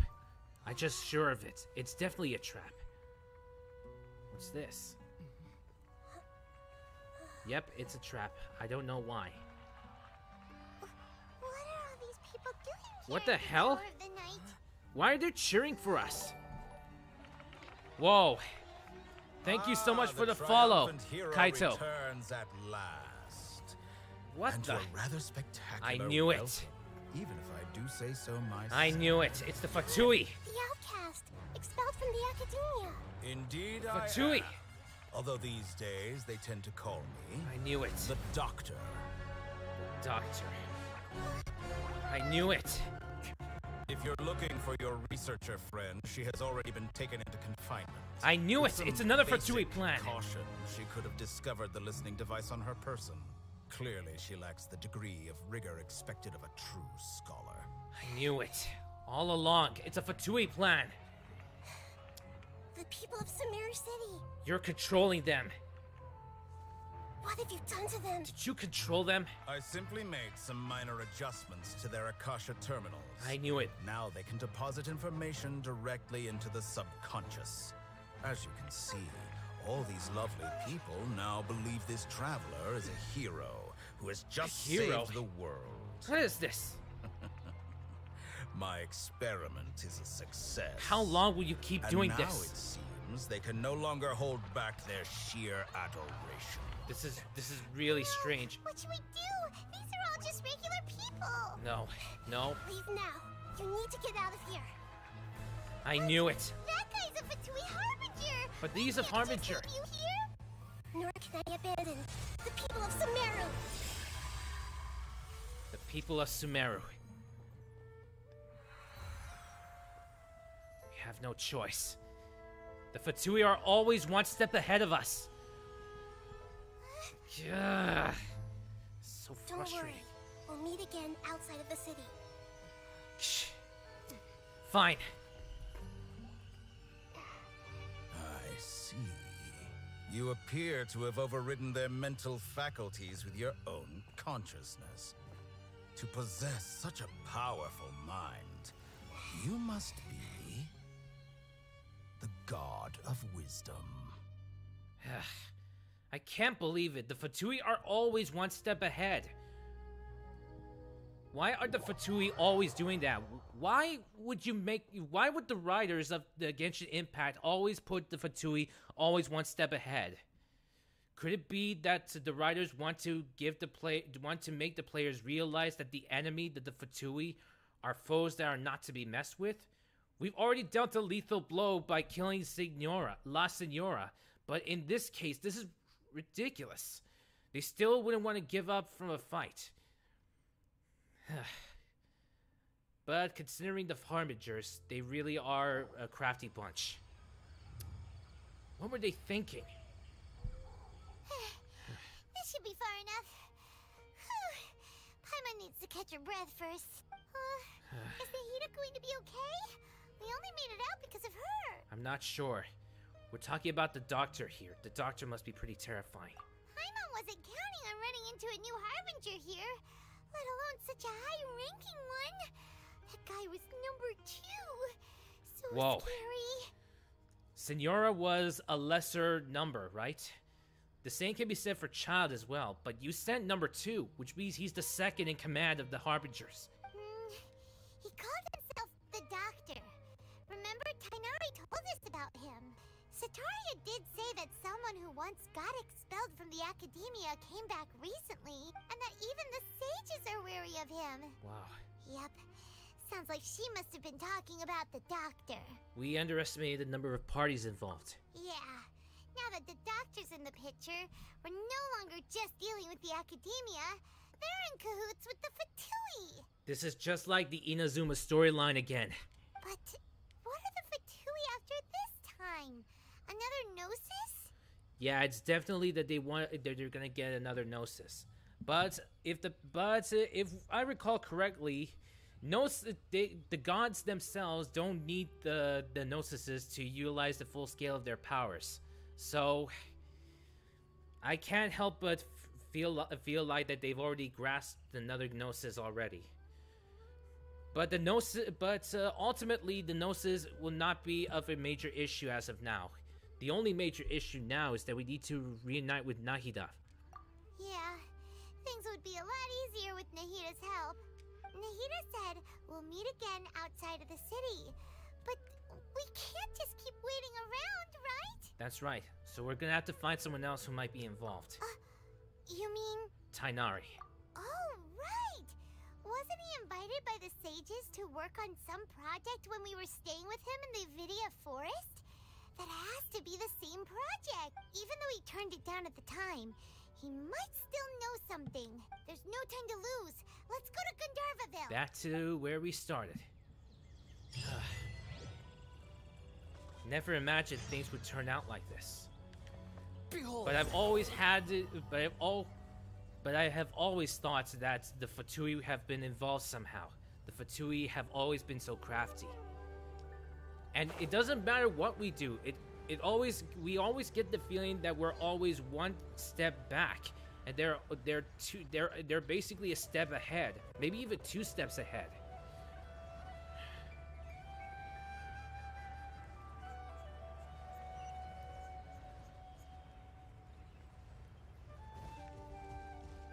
So we basically, so in the grander scope of things, we basically fought against 2 Harbingers right now. It's possible we may end up facing against the 3rd Harbinger later on.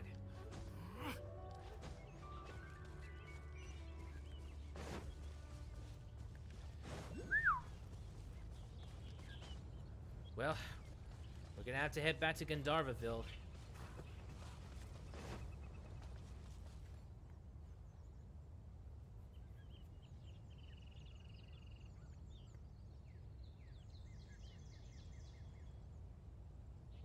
Hold it right there. A mercenary. A blonde-haired traveler and a floating fairy.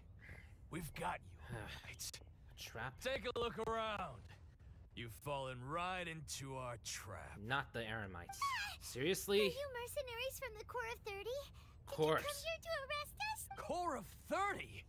We're nothing like those government lapdogs who don't even get scraps for their work. We are an elite brigade that commands the highest commission rate in all of Sumeru. We're here on the orders of a client known only as the Outcast. The Doctor. I knew it. The Outcast? An outcast from the Academia? The Doctor. He put a bounty on us. But why wouldn't the Doctor just send the Fatui after us? No. Local mercenaries have an edge over the Fatui. Besides, the mercenaries know this area well. Still wasting time on idle chit-chat. We'll shut you up soon enough. Get them! Let's get this over with. You're up, Traveler! Following orders. A new punch.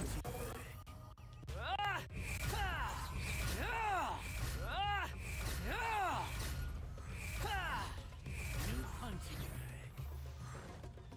Alright, fine. Boba, get them! Oh no, you don't. It isn't over yet! Here comes reinforcements!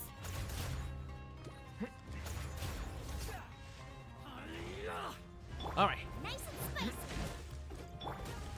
No, my sword! Behold!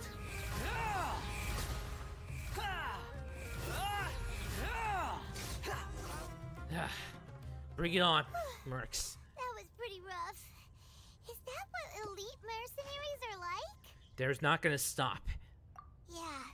Looks like we'll have to keep our guards up. At all times. But this doctor guy seems like a pretty tough opponent. He knew exactly where to set up an ambush. Did he predict that we would try to find Tighnari? Like I said, it's always 1 step forward, 2 steps back. In their case, with the Doctor, it's more like 2 steps forward. Maybe even 3 steps forward. Going up against smart people is tough. Anyway, let's keep going. Could it be possible that the Doctor may see the future? No, the future is not set. Even the Fatui won't even dare to use time-traveling technology. The Fatui are crafty, but even they wouldn't dare do, Quit following me. time-traveling technology. They wouldn't even dare try anything as time travel. Ooh, sorry, but the appearance of the Fatui involvement is just put me on edge. Sorry about that.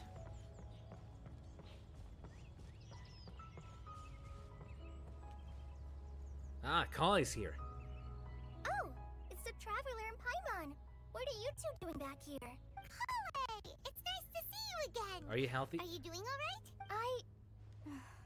To be honest, I'm not doing too well. Wow. My Elazar has been progressing at a faster rate lately. I'm finding it harder to complete more intricate tasks. No. As a result, Master Tighnari is taking me off the patrol schedule. He will only allow me to stay here and coordinate other people's tasks. Oh, Collei! It seems that curing Irmisol is our only chance. Speaking of Tighnari, did he go off on patrol? Oh, Master Tighnari? He just left the Avidia Forest a little while ago. He was headed to Party's DI. Huh? He left? But isn't Tighnari always saying that he never wants to leave the Avidia Forest? Yeah. He even turned down the Sage's invitation. I thought it was weird too.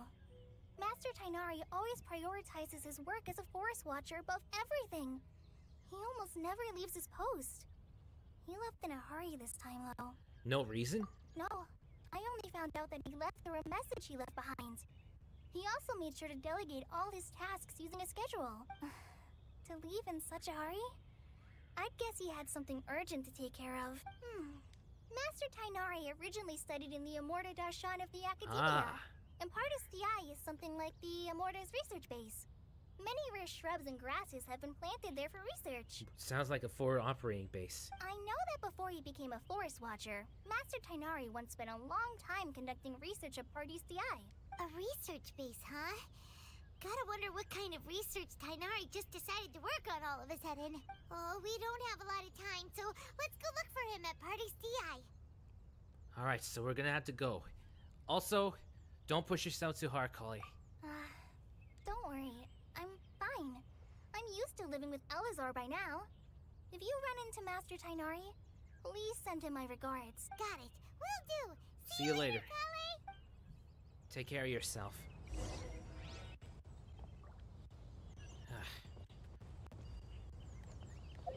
Like I said, the Fatui are pretty crafty.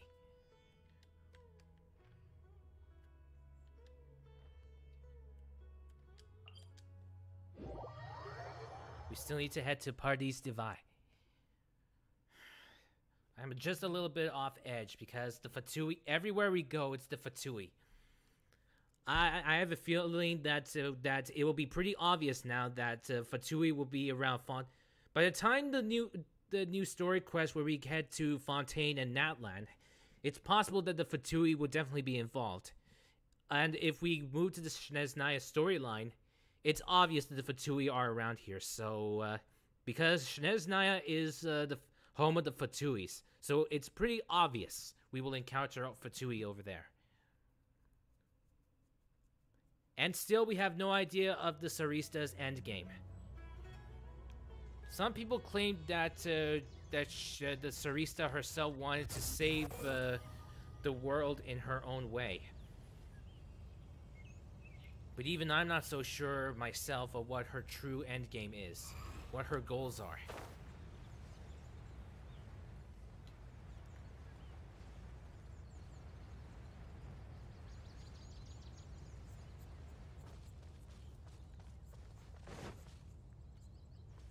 Partis DI.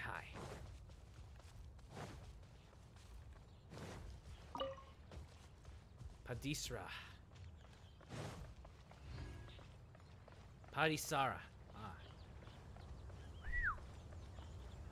So this is the research base.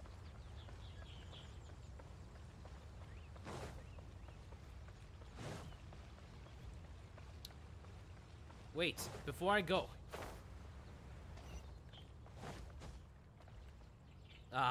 I've already activated the cutscene. Wait!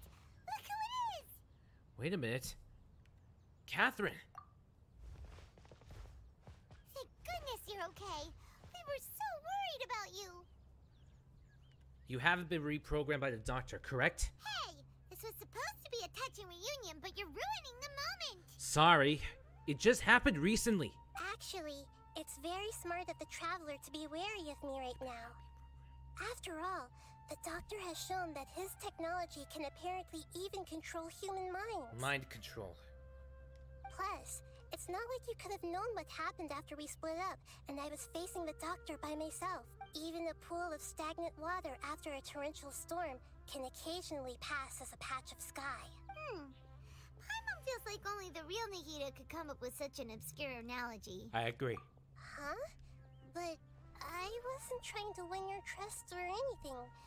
All I wanted was to clarify my point. Well, we understand that point now. Please, Nahida, tell us more about what happened. Are the people Are those poor people all right? When you left, I was still in the middle of restoring everyone's minds. Thankfully, when the doctor mentioned depositing information into the subconscious, he didn't mean engraving information into their minds. Instead, he did something closer to creating hallucinations. That was still within my power to fix. Luckily, I managed to finish my restorations and mind jump away from him just as he was about to capture me. What a relief. The doctor sure pulled out some hidden cards, but good thing we had Nahida with us. I wouldn't be relieved just yet. That's right. I gave away my true identity when I restored everyone's minds, which means we've lost another one of our trump cards. Also, the doctor is already an expert at modifying Akasha terminals. Maybe it's only a matter of time until he captures my consciousness inside the Akasha. Would that mean you'd no longer be able to jump between minds? Then, how do we stop him? He's still at the academia, so it's possible he already started messing with the Akasha. We need to hurry. Ugh, it feels like he's toying with us. What a nasty piece of work. I think the Fatui are very crafty like that. They just wanted to toy, and they always wanted to be one step ahead of us. It's so frustrating. Plus, the doctor's combat ability alone is apparently enough to make him worthy of being number 2 of the Fatui. We shouldn't give up hope just yet. Let's try to find another way to attack this problem. Actually, Nahida, how did you know we were trying to get to Party's DI? Yes, I have. I can see the traveler's elemental energy, so I deduced your destination by looking at the direction you were moving in. You didn't come here for sightseeing, right? We're looking for a scholar we know. His name is Tainari, and the sages once tried to reach out to him. Okay, let's just hope we won't get him into trouble. Speaking of trouble. Well.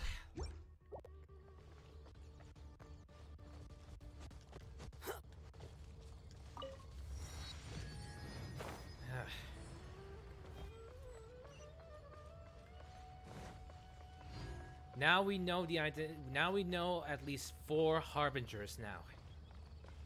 And I'm already controlling one of them. Too slow. Okay.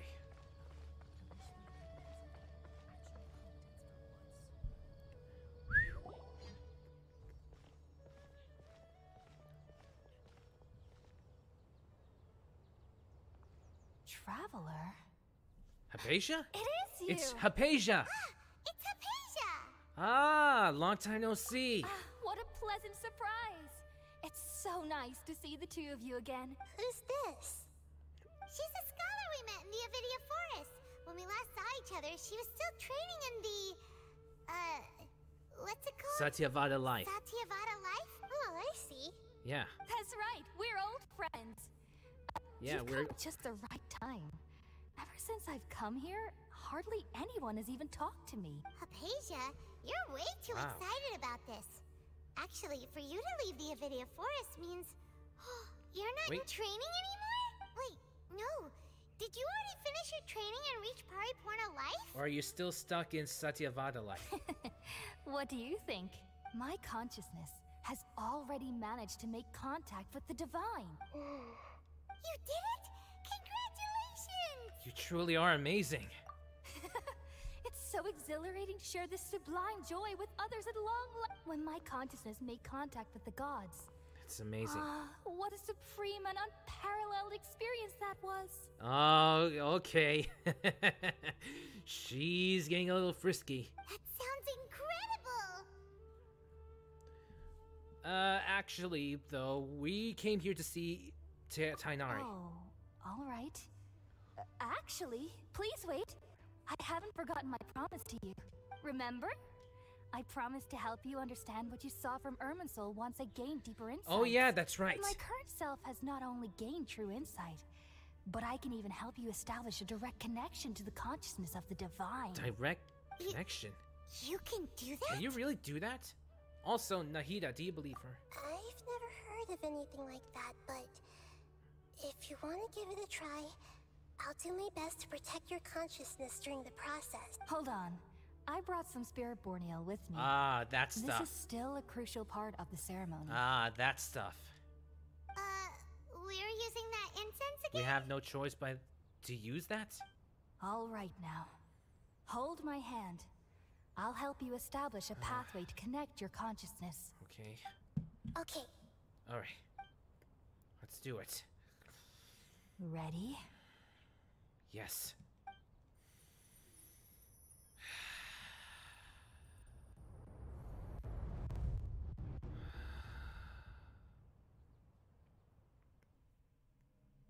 It took 3 betrayals for me to finally understand. Betrayals? The world is just an elaborate tapestry of lies. Who's saying that? My fury will never be quelled. 3 betrayals? What's going on? The first to betray me was a god. My creator. My mother. What? Valuing strength above all. She saw no worth in me and I was discarded. The second was a human. Human? My family. My friend.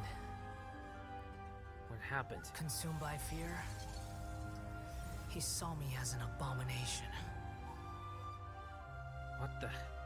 What am I sensing? The third was one exactly like me. A hope for the future. A fledgling barely out of the nest. But what was going on?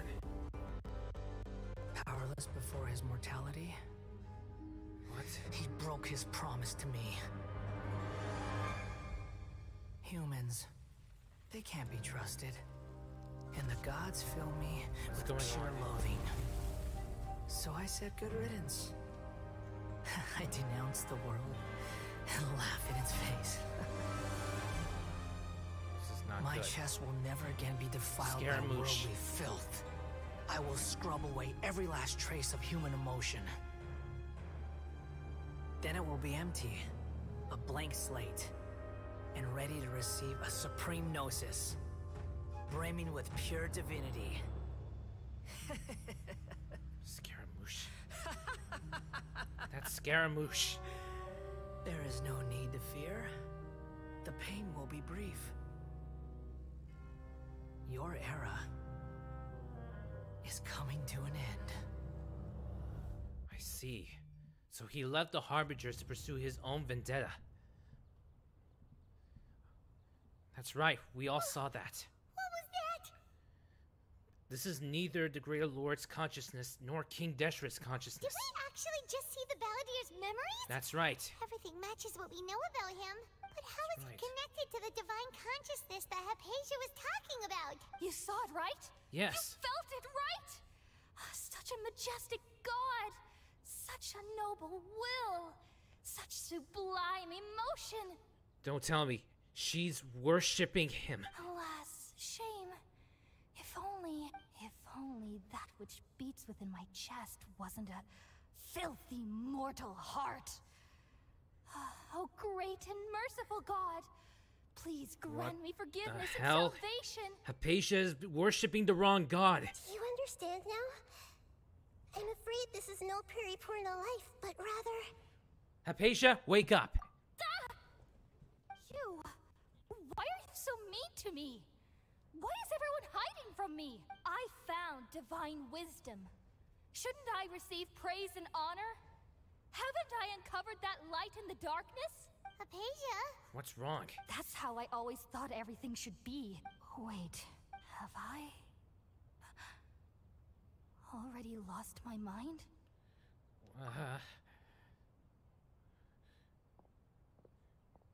Something's not right. Something's definitely not right. I don't know why. Wait, something isn't right. It's another trap. It's another trap. I knew it. It's another trap. I knew it.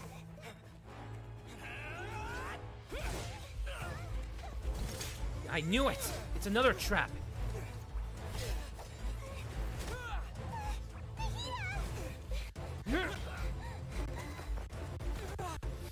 No, no, no! No! No, no, no, no, no, no!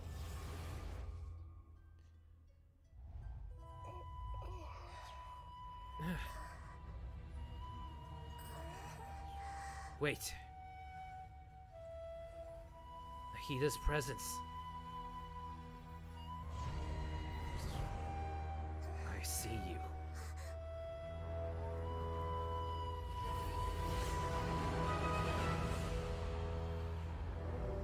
This is not good. Not good at all.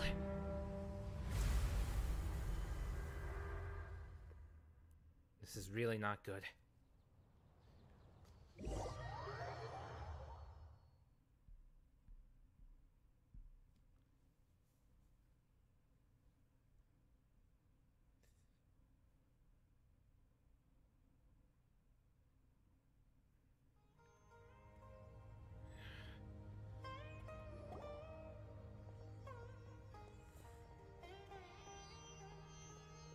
What just happened? Okay, we finally lost him. Are you okay, Nahida? Wait, no. Something feels different. You're back! Oh, the Traveler's back? No, it's me. Nahida was controlling your body for a while. It seemed like she jumped over to you as an emergency measure right before the Catherine puppet was destroyed. After that, Tainari heard the commotion and came over. He helped us defeat the mercenaries and then he ran with us all the way here. This time she didn't just transfer her mind into my body. What? You swapped places? You mean your consciousness also went into Nahida's body? Yes. Wait, then where is Nahida's consciousness? Where is she now?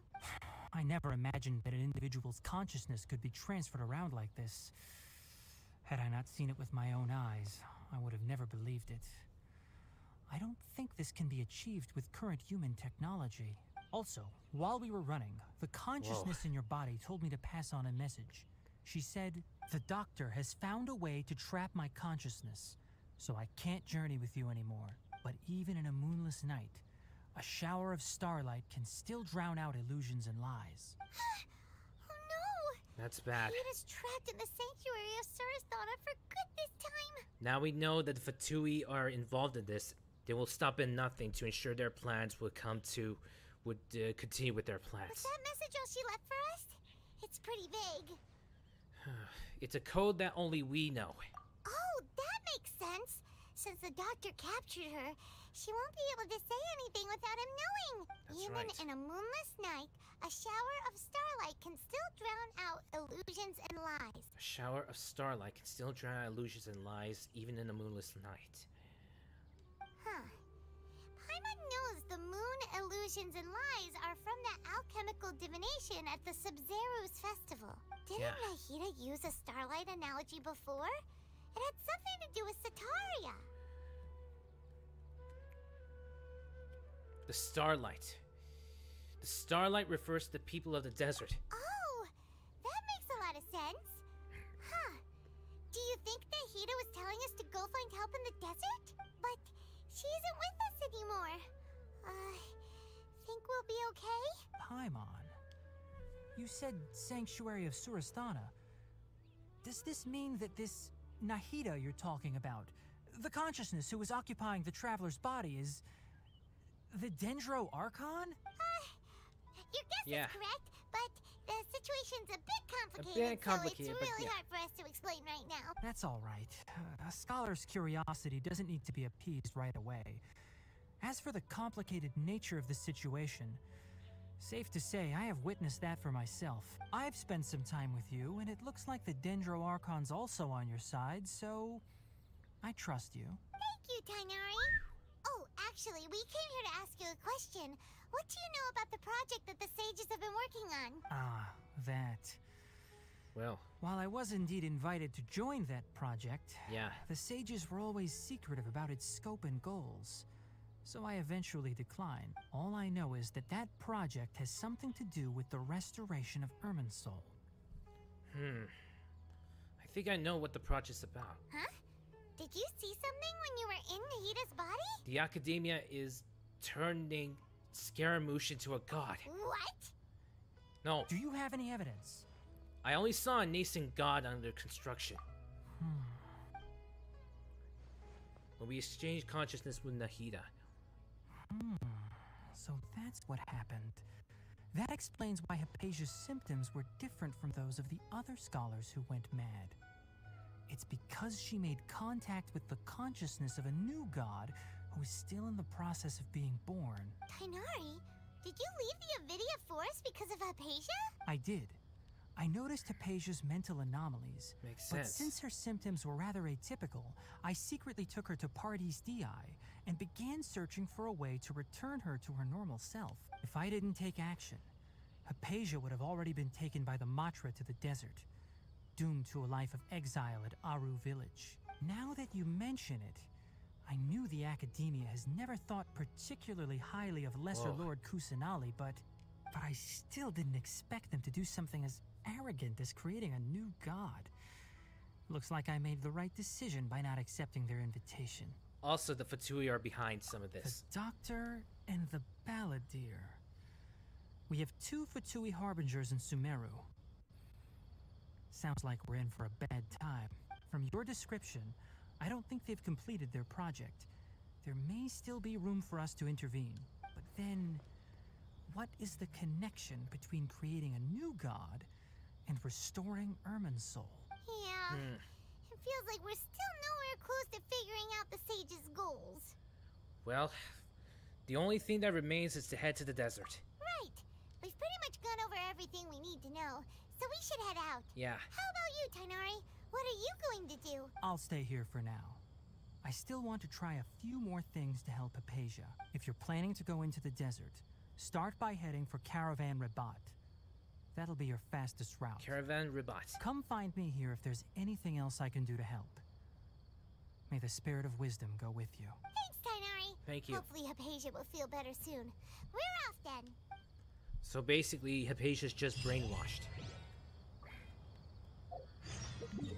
Things have gone fast so far. I'm guessing the only thing that we need to do now is to head to this Caravan Ribat.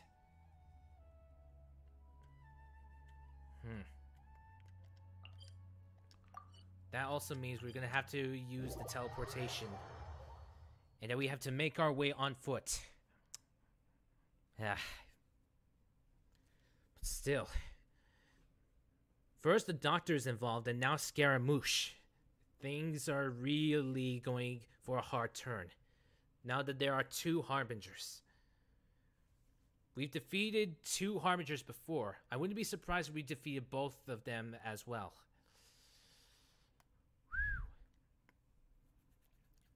I know we're running out of time, but let's see how far we can make before we can call it a day for today's stream.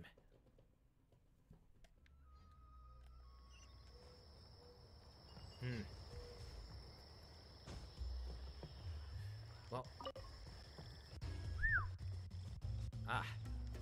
Let me just grab these just in case I feel like I want to upgrade my Scara. And I mean Scaramouche, okay? Or the Wanderer, whatever you say. Whatever floats your boat. Scaramouche, can you do the fandango? Thunderbolts of lightning, very, very frightening me. Galileo, Galileo, Galileo, Galileo, Galileo, Figaro, Magnifico. I'm just a poor boy, nobody loves me. He's just a poor boy from a poor family, sparing his life from this monstrosity. Easy come, easy go, will you let me go? Bismillah, meh, we will not let you go, let me go. Bismillah, meh, we will not let you go, let me go. Bismillah, we will not let you go, let me go. Will not let you go, let me go. Will not let me go, let me go.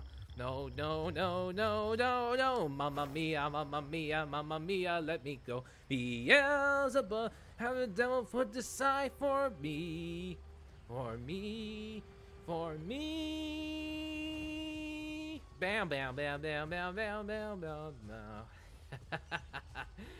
Oh my god. Oh my god. Bohemian Rhapsody. Strange tale I have ever heard.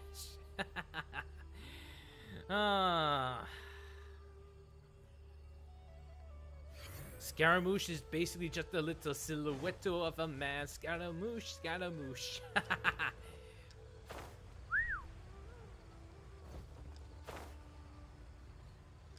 Okay, let's take the viewpoint pick. Woo! We got ourselves a daytime pick. Ah. New punch. Seriously? Squall and fury. Fine. You want? Huh. There. You want this blood work? Oh, now we got more. Boba, get them! Behold. There. Serves you right. These Eremites are no match for us. Unnecessary.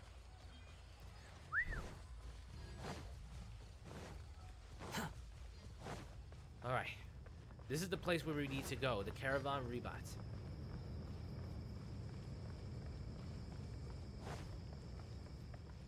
We've made it.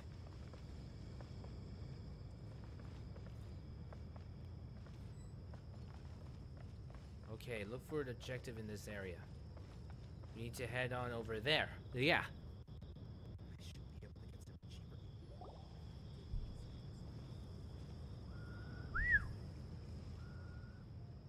We finally made it to Caravan Rebat. It's pretty lively here.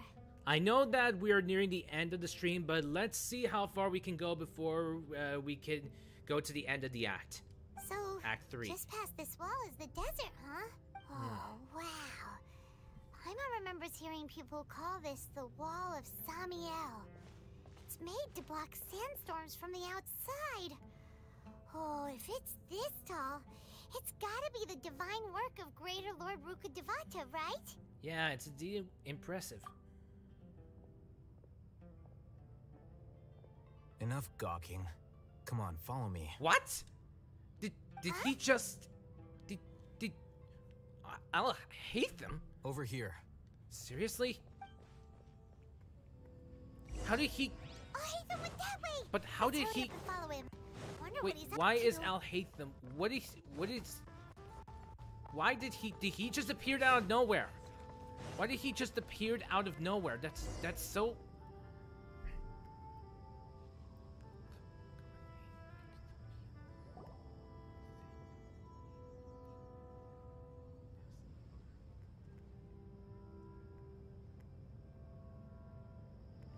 What the? Where did he go? I knew it. Eremite mercenaries. How did we lose them? They were just here a second ago. More Eremite mercenaries? Who are they working for this time? We were being followed again. Hello, traveler. You were too careless. You should have noticed those hopeless amateurs trailing you a long time ago. Thanks anyways. There's no need to thank me. I've never cared to keep track of personal favors. But still. All I did was correct a mistake I happened to come across. It's a habit I developed at the academia. You really gave Paimon a scare, I'll hate them. Yeah, we never... run into you here. Last time we met at Port Ormos, didn't you say you were going back to the academia? Wait, don't tell Paimon that you're here to take us back on their orders. Oh, so you've already landed yourselves on the Academia's hit list. I can't say that I didn't expect it. However, had I wished to turn you over to the Academia, don't you think you'd already be the Eremites' honored guests by now? Oh, right. You do have a point. Anyways, did you participate in the Sage's big project? I have no interest in running errands for that project. As a scholar, I've always belonged to the camp that promotes researcher autonomy. And these days, you're more fascinating than anything the Sages can offer. So, aside from giving us a place to hide, aside from saving us back there, you were actually looking for us? Not quite. To tell you the truth, I'm still investigating the Divine Knowledge Capsule. Unfortunately, I've run into some difficulties. Everyone says the capsule originated in the desert and was eventually moved to Port Ormos. If I am to get to the bottom of this, I must understand how the capsule first came to be. Which brings me back to you, and why you're so interesting. The leader of Ainul Ahmar used the Divine Knowledge Capsule right in front of you, and upon seeing him, your expression became perplexed, and you were lost in thought for quite some time. To have that kind of reaction, I think you must have realized something. Are you interested at all in sharing what you've been hiding from me? Must be because I was so shocked to hear those words again. World, forget me. Alhaitham, you really have a ridiculous eye for detail. What kind of person even notices or remembers stuff like that? Well, yeah, but fortunately the situation's a little complicated. So that's your answer. Well, I do work for the Academia after all. So considering that, it is indeed wise to keep your cards close to your chest. But that does prove you do have some undisclosed information about the Divine Knowledge Capsule. Am I right? No matter. Rather than simply learning the answers from you, I'd still prefer to investigate on my own. Speaking of, you two are also headed to the desert? That's right! Of course. We have the same plan as you! But we don't really have any concrete goals at the moment. Then I'd suggest starting with Aru Village. It's the largest settlement in the desert, so it'll probably have more resources and intel than anywhere else. Well, would you like to head there together? Sounds good. It's always better to travel with someone you know. Let's go! I'm not sure it will be an actual safe haven if we go into the desert, but at least we will be away from their search. So it seems we have to get out of the forest and into the desert region of SUMERU.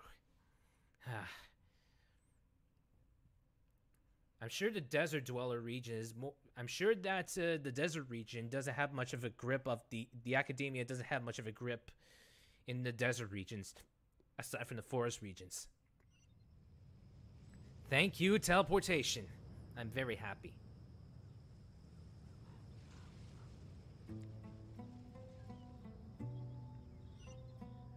We're into the desert regions.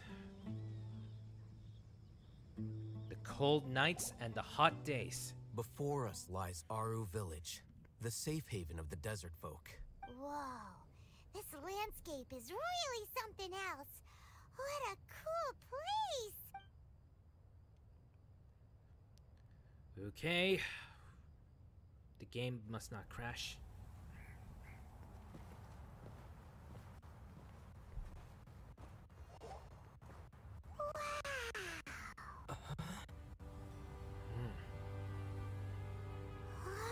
That music, that's not good. I knew it! I knew it!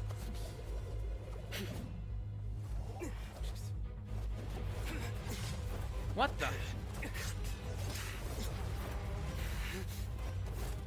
I see! They have a score to settle.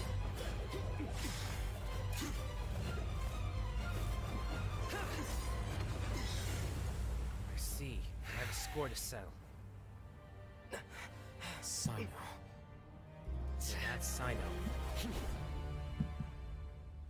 Thank you for the hydrate. Unless my memory fails me, we have barely spoken 2 words to each other before now at the Academia.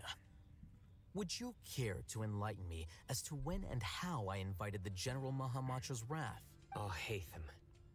Do not think you can escape my judgment just because you managed to escape my attack. Judgment? So that's how you'd characterize your actions here, is it? Or would elimination perhaps be a more accurate description? Had I used my full strength, not even this traveler would have been able to stop me.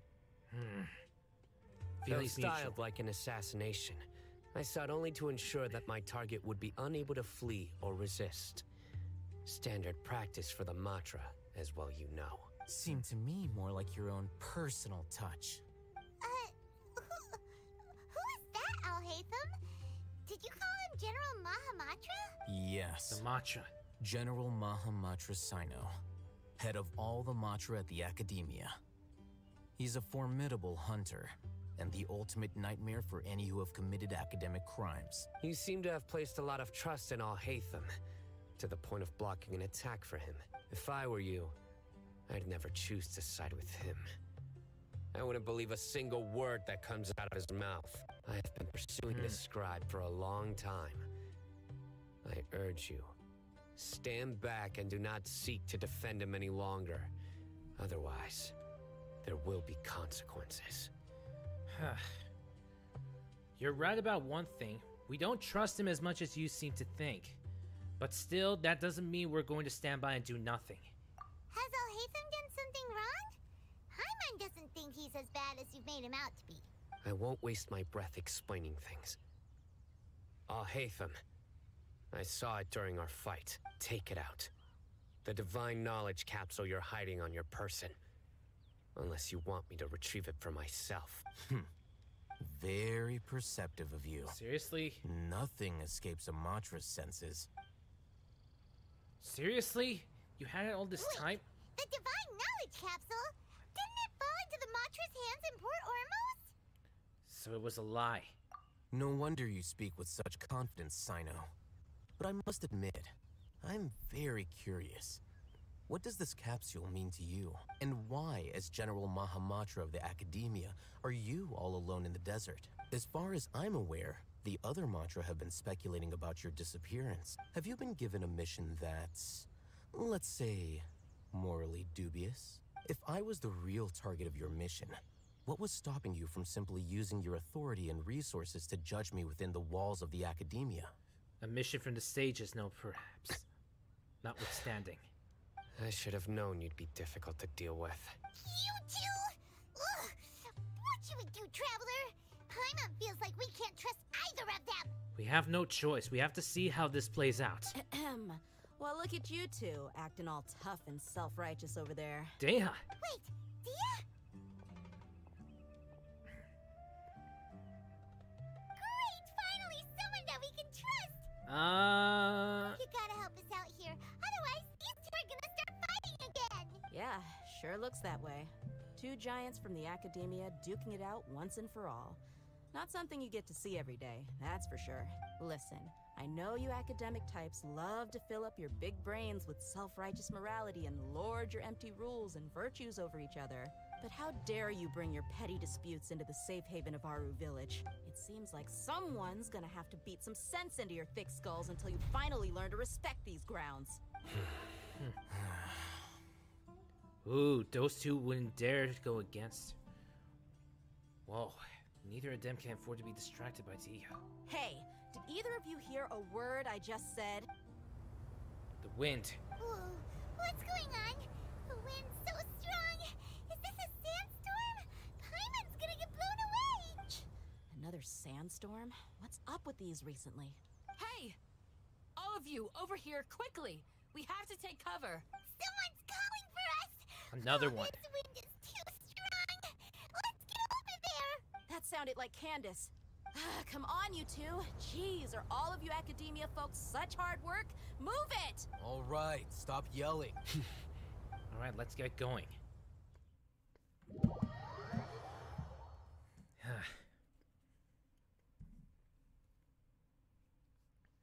Pretty strange, but still. Still, we're getting a huge introduction to two other characters, Sino and Candace. Speaking of Candace, I already did pull for her. I don't think I've got Sino yet. I don't think I have Sino yet, but I do have Candace. I have yet to use her. I have Candace, and I did pull for her, but I have yet to use her.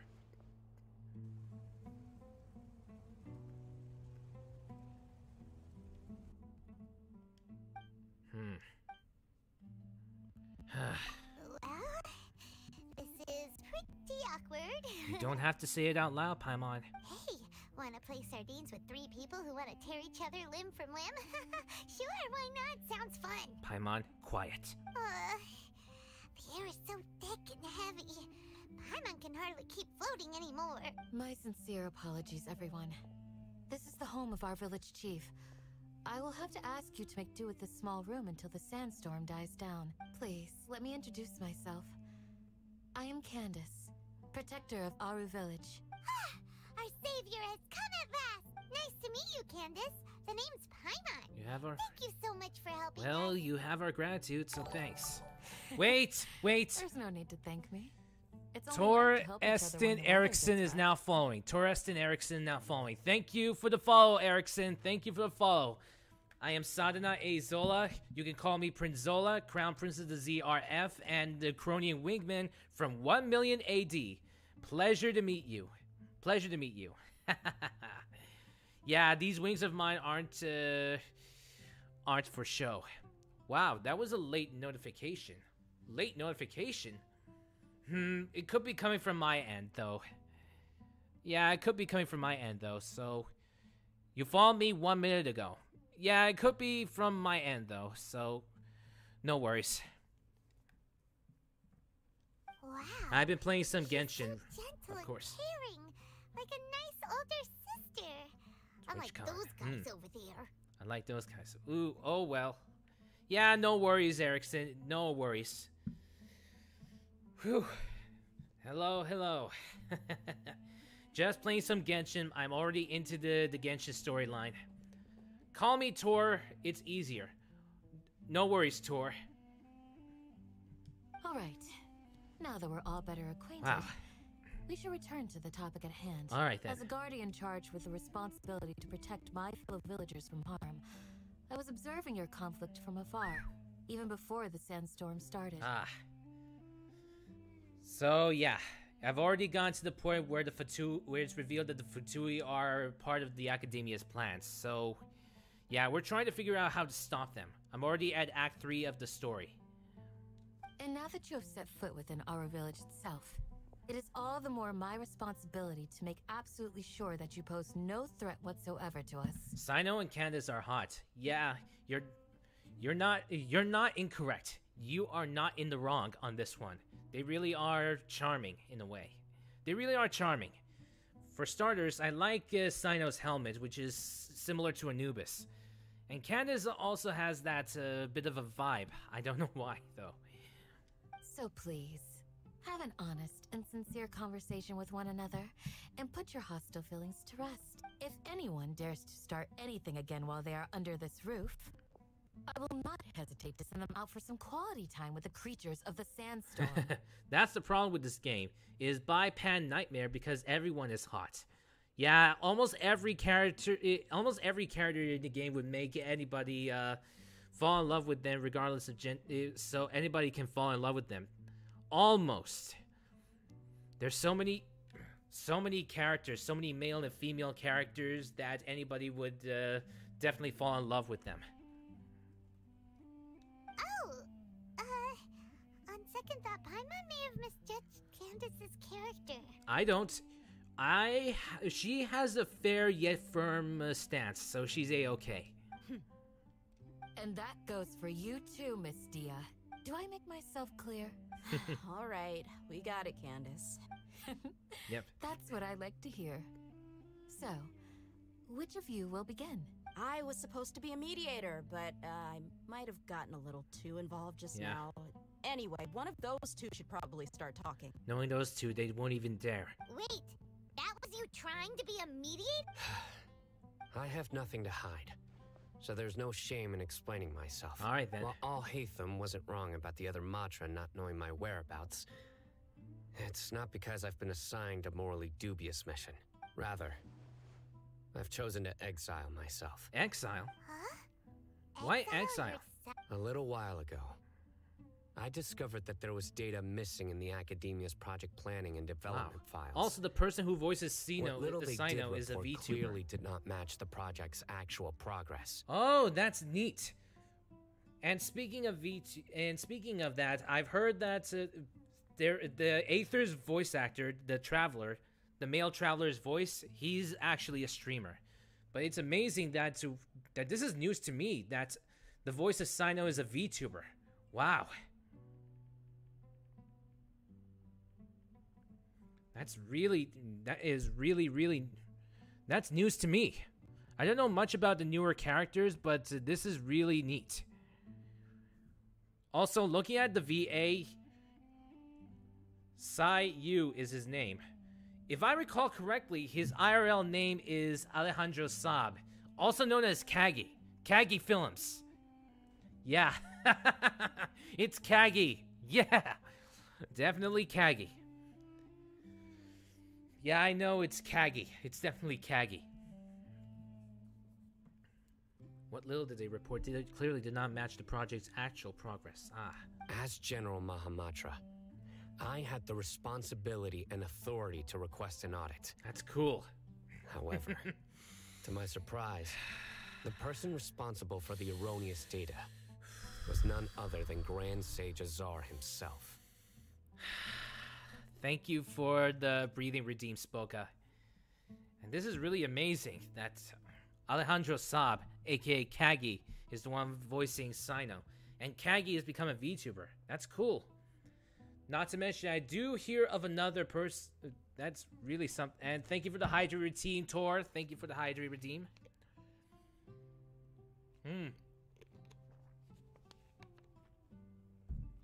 And back to the story at hand. The one responsible for the erroneous data was Grand Sage Azar. I knew it. I knew that the Grand Sage was off. I tried to investigate the issue myself before submitting a formal audit request. But I soon found that all leads and potential pieces of incriminating evidence were carefully concealed from me. I began to realize that they were cautious of me from the very beginning. Unsurprisingly, the Grand Sage rejected my audit request as soon as the submission reached his desk. He even said to me, "The power of the General Mahamatra is granted by the sages. You have no right to judge us." So what he is doing, he's not under orders. He's just basically exiled. So they really are up to no good. And with the Fatui involved, it's really bad. You have once again streamed long enough for Cameron DeCorgi to start. Yeah.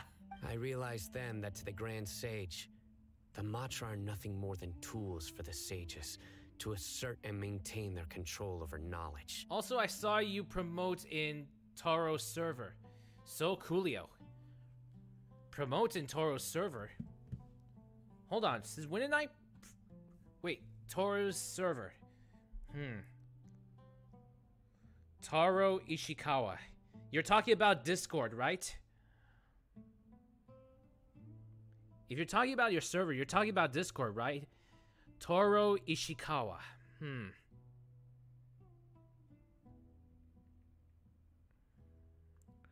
Toro Ishikawa, if I recall correctly. Toro Ishikawa. Oh yeah, that's right. If I recall correctly, Toro Ishikawa's server. Toro's Hell Dimension. That's right. Didn't I originally, wasn't this, the server, wasn't the server originally, I saw Altair was, Alti Chaotic Seizo. Toro's Hell Dimension. Yeah, I saw that. Yeah, definitely. I know what you're talking about. Toro. So yeah, didn't the server used to be, Altair's server? Didn't it used to be Altair's server? Because if I recall correctly, in that server, I saw Altair. Definitely Seizo. Yes. Altair Matthias VT.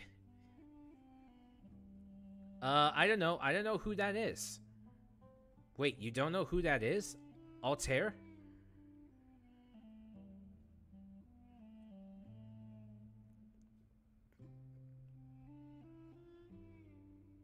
That's strange.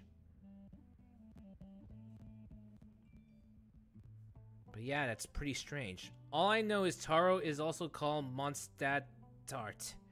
Mondstadt.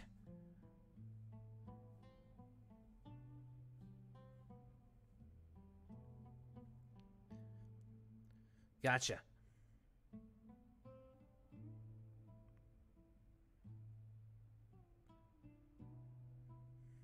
Gotcha. It's weird. Yeah, it's pretty weird that that Altair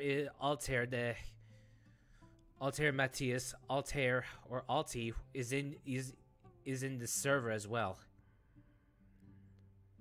Anyways, moving on, and thank you for another Hydra redeem.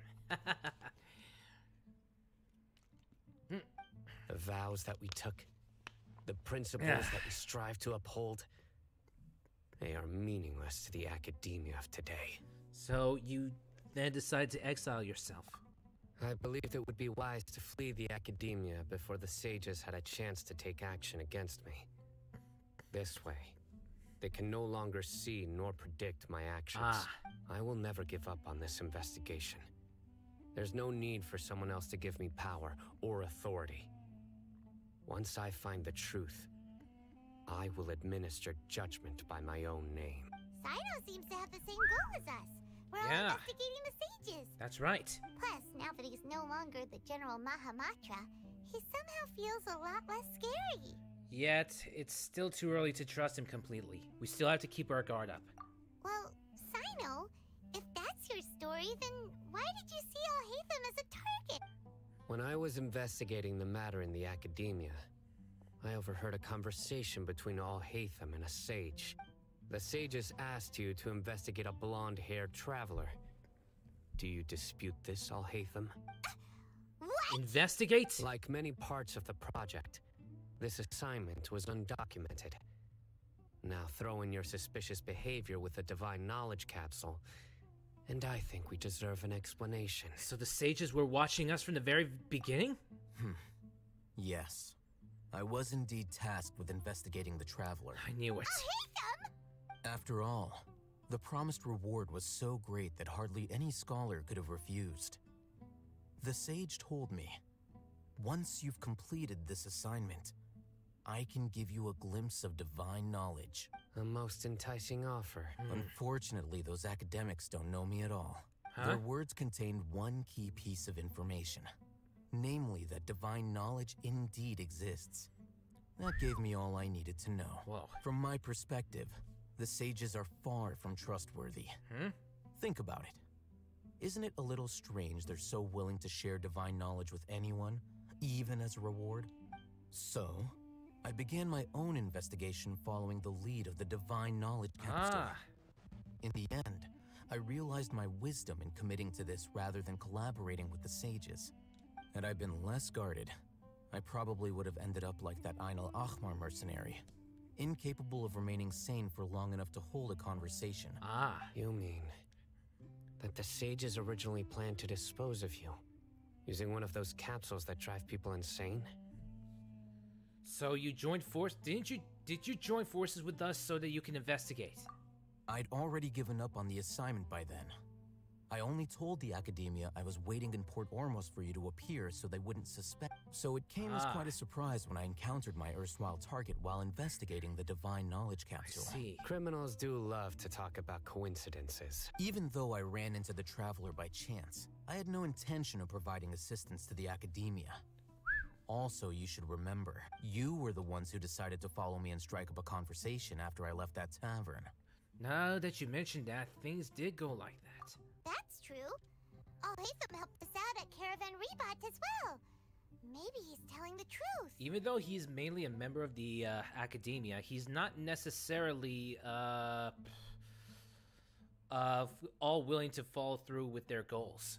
I'm willing to apologize if that's worth anything to you. I took the Divine Knowledge Capsule behind your back because I judged its existence to be a significant risk. I felt that it would be best for no one to interact with it before it had been properly studied. After all, curiosity often proves to be the most dangerous thing in this land. There is a saying, curiosity killed a cat. It really describes the situation really well. You should be well aware, Scribe Al-Haytham, that curiosity can also lead you to danger and suspicion. See? Sino gets it. Answer me this. Did the sages share any information about their project with you? Have I not made myself clear? You and I are both distrusted by the academia. Do you really think they would tell me anything? Fine. Although you haven't completely proven your innocence, I won't regard you as an enemy. Well, as you wish. Good. I'm glad to see you two clearing up your misunderstandings. And now you, Dia. I believe it's your turn. Oh, sorry. Whatever the boys were talking about must have been so boring that I spaced out. Seriously? My situation is pretty straightforward. My employer, Dunyarzad of the Homayani family, is friends with the Traveler and is currently recovering from her illness at home. I had nothing going on, so I decided to return to Aru Village for a visit. I was actually looking forward to a pretty exciting time getting back together with everyone here. But then I saw these two random guys in the middle of a pointless argument. It ticked me off, and things went downhill from there. Is that all? Well, I will admit that definitely sounds like your style. In that case, welcome back, Dia. That's more like it. I missed you all so much, Candace. What was that? Whoa! What was that sound? Seriously? No need to worry. Now that you're no longer at each other's throats, please make yourselves at home. I'll take a quick trip outside to clear out some of those creatures in the sandstorm. Creatures? In the sandstorm? Are you sure you don't want some backup? Fighting in a sandstorm is not for the faint-hearted. Anyone without extensive training in these conditions is at a disadvantage. You needn't worry. Yeah, just leave him to Candace. Don't worry, she's as tough as they come. Okay, after a while, the winds outside begin to calm. The winds died down. That means the sandstorm's over, right? Candace Obviously. still isn't back yet, though. Is she alright? Maybe we should go out and check on her. Wait. When you put it that way, even I'm starting to feel a little worried. All right, let's go. We've been here long enough, and the boys are as chatty as the floor. All right. Let's go and check this situation. So it turns out both Sino and Al-Haytham, they both are distrusted the academia. And now it's confirmed that the Fatui and academia are in cahoots with each other. Basically, it means that they'll stop at nothing to make sure that their plans will come to reality. It's pretty... It's like all the knowledge was forced down into our brain. Whoa. Traveler's bag can only fit so much. If you have too many items, you can destroy them to make room, but once something is destroyed, you can't get it back. Whew.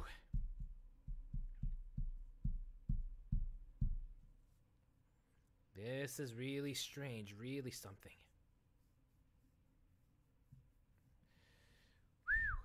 Whew. Okay. Give it time for the polygons. And yes, like I said, I'm playing this on a PS4. I do have a gaming laptop, but I don't think it'll,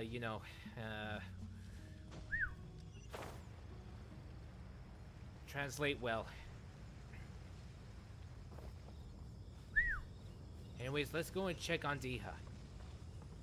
I mean, Candace. Why am I saying it wrong? Where is Candace?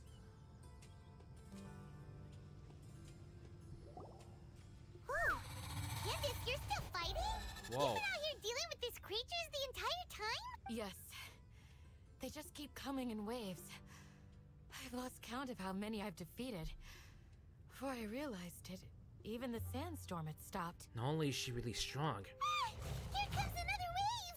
Oh, I've seen those wolves before. Leave this round to us. I got interrupted earlier, but now I have something to take my anger out on. It's been quite a while since I've seen the Flame Mane in action. I'll leave these to you then. I'll be sure to put on a good show. Let's go! I've seen those wolves before. If you get hit by them, you basically... Out of the frying pan, into the fire! Time to act.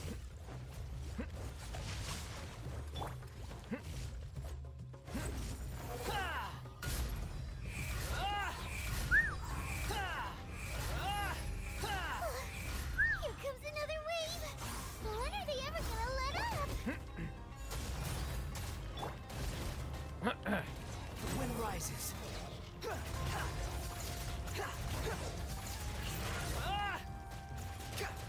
Come on. Whew! We took care of that, but we got injured. But that's okay. We're still alive. The creature stopped appearing. Was that the last of them? Not yet. What we fought just now was probably the aftermath of the sandstorm. So we should be safe for the time being. Good. Well fought, everyone. No injuries, I hope. Huh? Who are you? Ah, my apologies. I haven't had a chance to greet you yet. I had my hands full taking care of the village's elderly and children. I am the chief of Aru village. Everyone usually calls me Uncle Anpu. Uncle Anpu. Sorry for all the trouble. Sir, I am also originally from the desert, but I have not been back for some time now. May I ask if such sandstorms are common? I can't say they've always been common, but recently the storms have become increasingly severe and frequent. Besides sandstorms, we also occasionally get earthquakes. What? According to an investigator who stayed in the village a while ago, these unusual natural phenomena are related to the withering of Irminsul. Whoa. Another effect of Irminsul's withering. So, Irminsul's withering causes withering zones in the forest, and sandstorms and earthquakes here in the desert? It's pretty weird. Everything in the natural world is inextricably connected to Irminsul. These regional symptoms can indeed be a reflection of Irminsul's present state. Everyone in Aru village needs to take good care of themselves. Speaking of which, why haven't I seen a single village keeper since I got here? Village keeper? Who are they? Village guards like Candace? Does your curiosity know no bounds? Village Keeper is how Aru village refers to mad scholars exiled here by the academia. Most of them are scholars who lost their sanity after a period of training in the Avidia forest. The academia believes that their crazed mutterings may have a negative effect on the psyches of other scholars. So, they're forcibly exiled to the desert. Though if you ask me, it's all a boatload of nonsense. Tainari also brought this up before. Alas, that's exactly what we've been trying to investigate.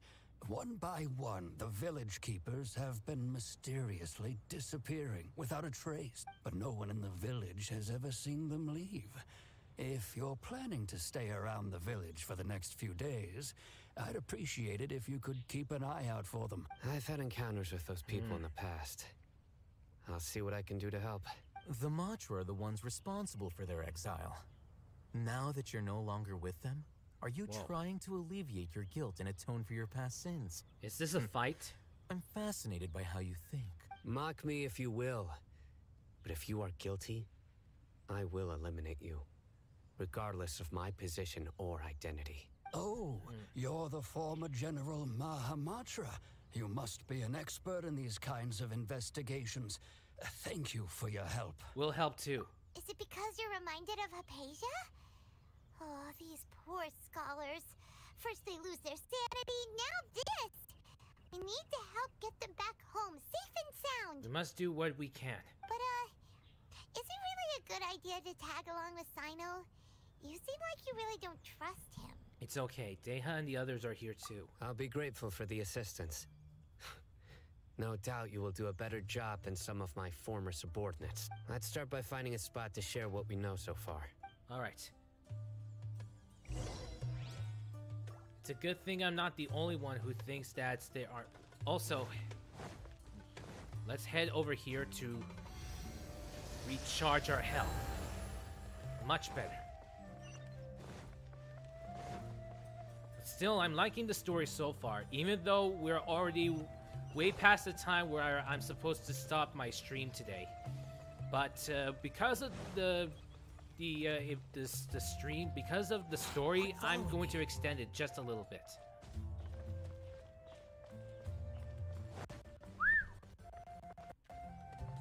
And don't mind me whistling every now and then.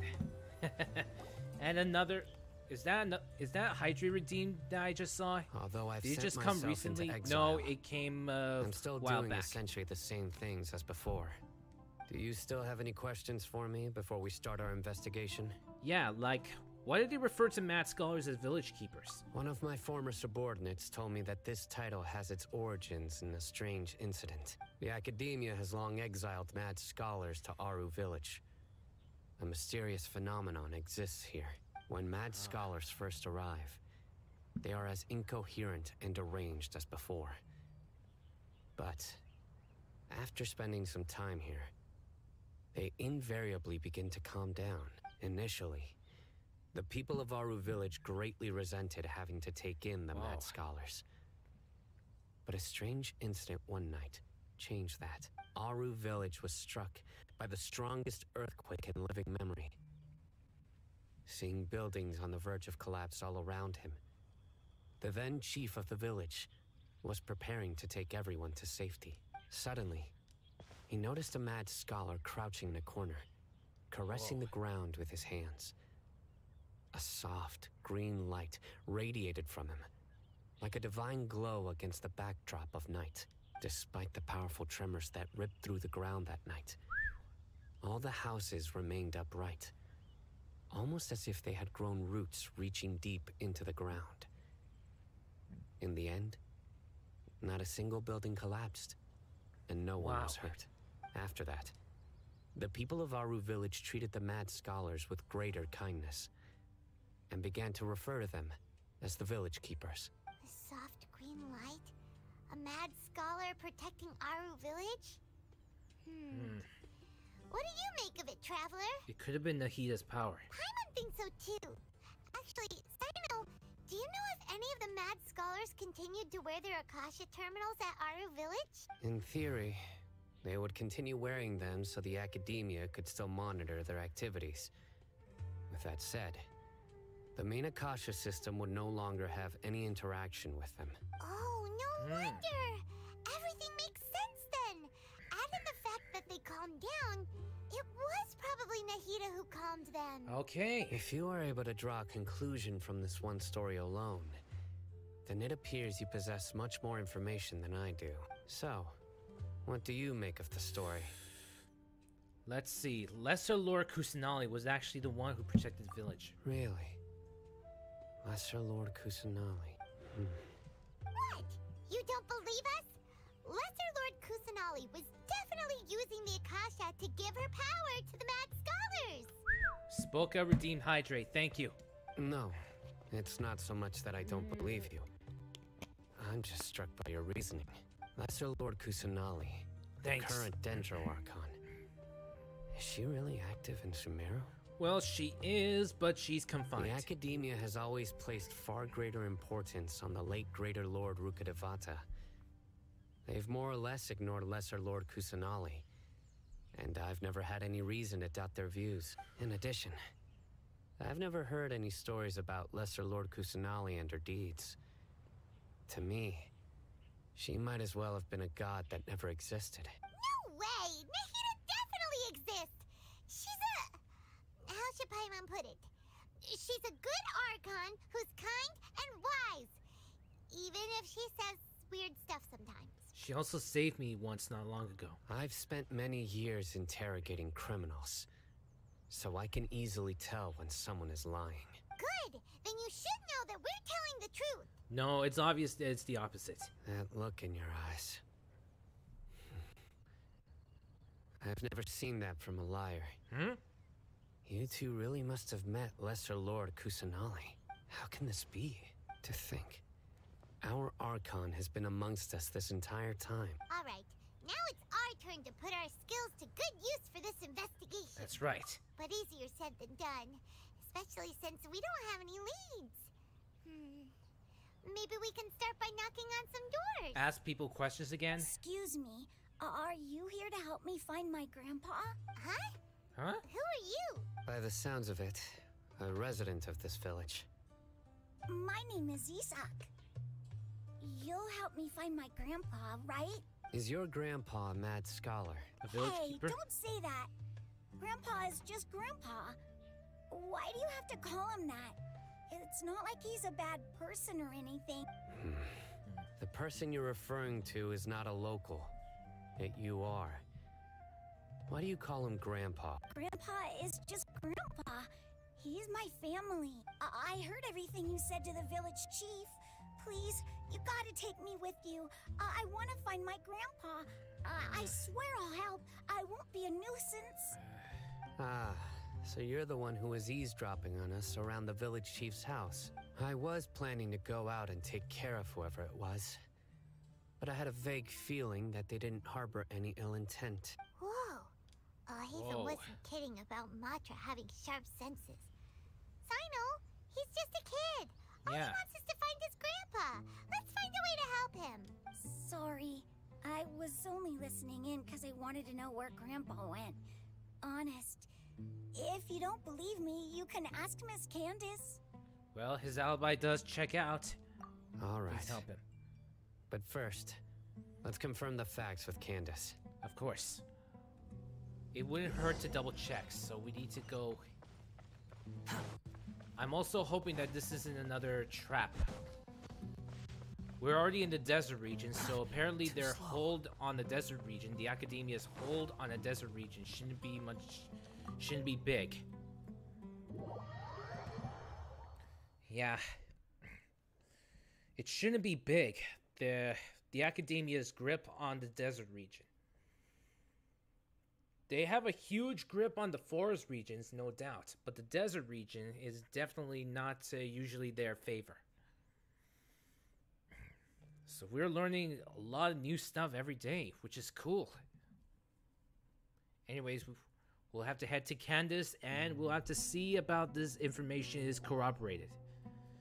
As you approach the village chief's house, Sino asks Isak to wait nearby. Sino is super vigilant. Is this what all the Matra are like? Ah, you're back already. We just wanted to confirm something with you. Do you know a boy by the name of Isak? I had a feeling he'd go looking for you. Huh? Wait, so you knew? Yes. Although he tried his best to stay hidden, I still noticed him eavesdropping outside the window. He really wants to get his grandfather back. Isak's parents were both Aramite mercenaries who rarely returned to the village after finding employment in the city. He was raised by his grandfather. Unfortunately, it was only a few years before his grandpa passed away. Isak was still very young at the time, so various families in the village took turns caring for him so he could survive. Later, an elderly mad scholar arrived at the village. Isak thought the scholar bore a striking resemblance to his grandfather, and thus often spied on the man. However, the scholar was unkempt in appearance and incoherent in speech. Although Isak referred to the man as his grandpa, one summer night, the oft mumbling and bumbling grandpa suddenly calmed down and seemed to become more lucid. So Grandpa walked up to Isak and patted him on the head. He even took Isak to the entrance of the village, where he patiently taught the boy the names of the stars, and accompanied Isak until he fell asleep. The next morning, Isak woke up and wanted to go find his grandpa again, only to realize his grandpa no longer recognized him.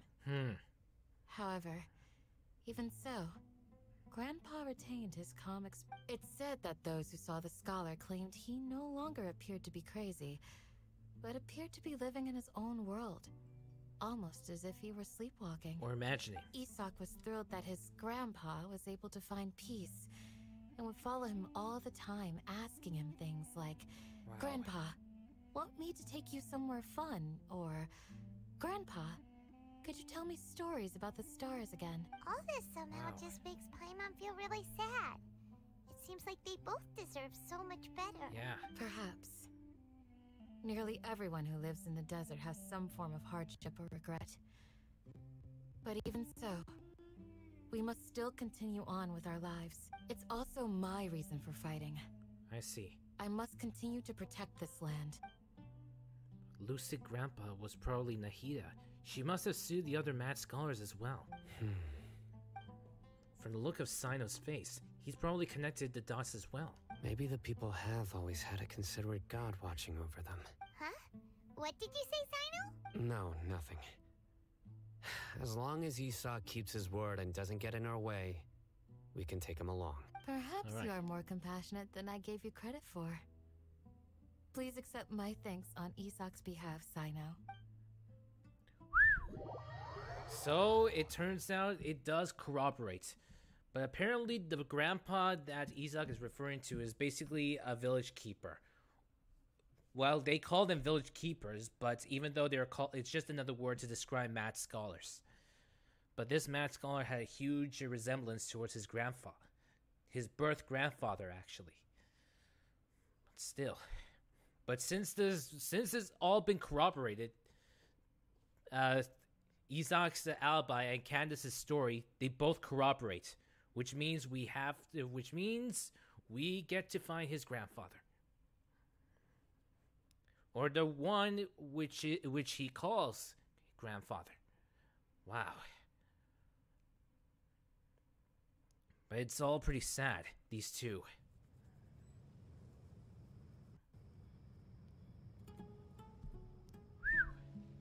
Okay.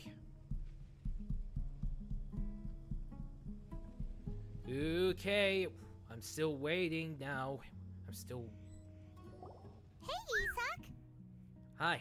Oh, it's you guys! We've cleared everything up! Let's go find your grandpa! Really? Wow! Thank you so much! Your grandpa will be found safe and sound. Yeah! Alright. Let's ask the local residents some questions first. Can never be too careful, huh? And with that, Act 3 is complete. We've completed the third act. So we've completed the third act. Of course, with that being said, we can end the stream today. We will end the stream today, so yeah.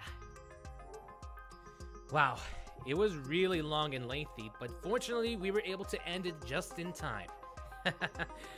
No, I mean, we were able to end it quickly. Because if I recall correctly, when I did around the first 2 acts of the SUMERU storyline, the storyline has gone... The acts have managed to move past by from 3 o'clock until 6. Want to watch Corgi kill people in Dead by Daylight? I'll be sure to check in on that. Don't worry, I'll be sure to check in on that. Oh yeah, I have to do one very important thing. The wing flaps. 1, 2, 3, 4, and 5. Woo! Alright then, so with that being said, thank you all for watching. Stay tuned for more streams.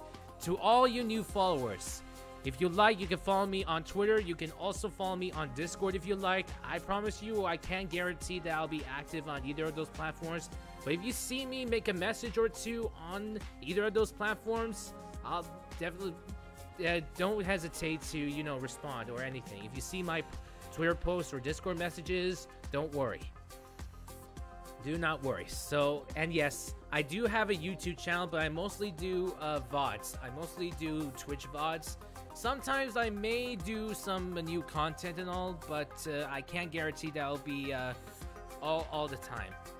But so, yeah, once again, thank you all for watching. Stay tuned for more streams. Until then, your Prince bids you all adieu, and I will see you guys next time.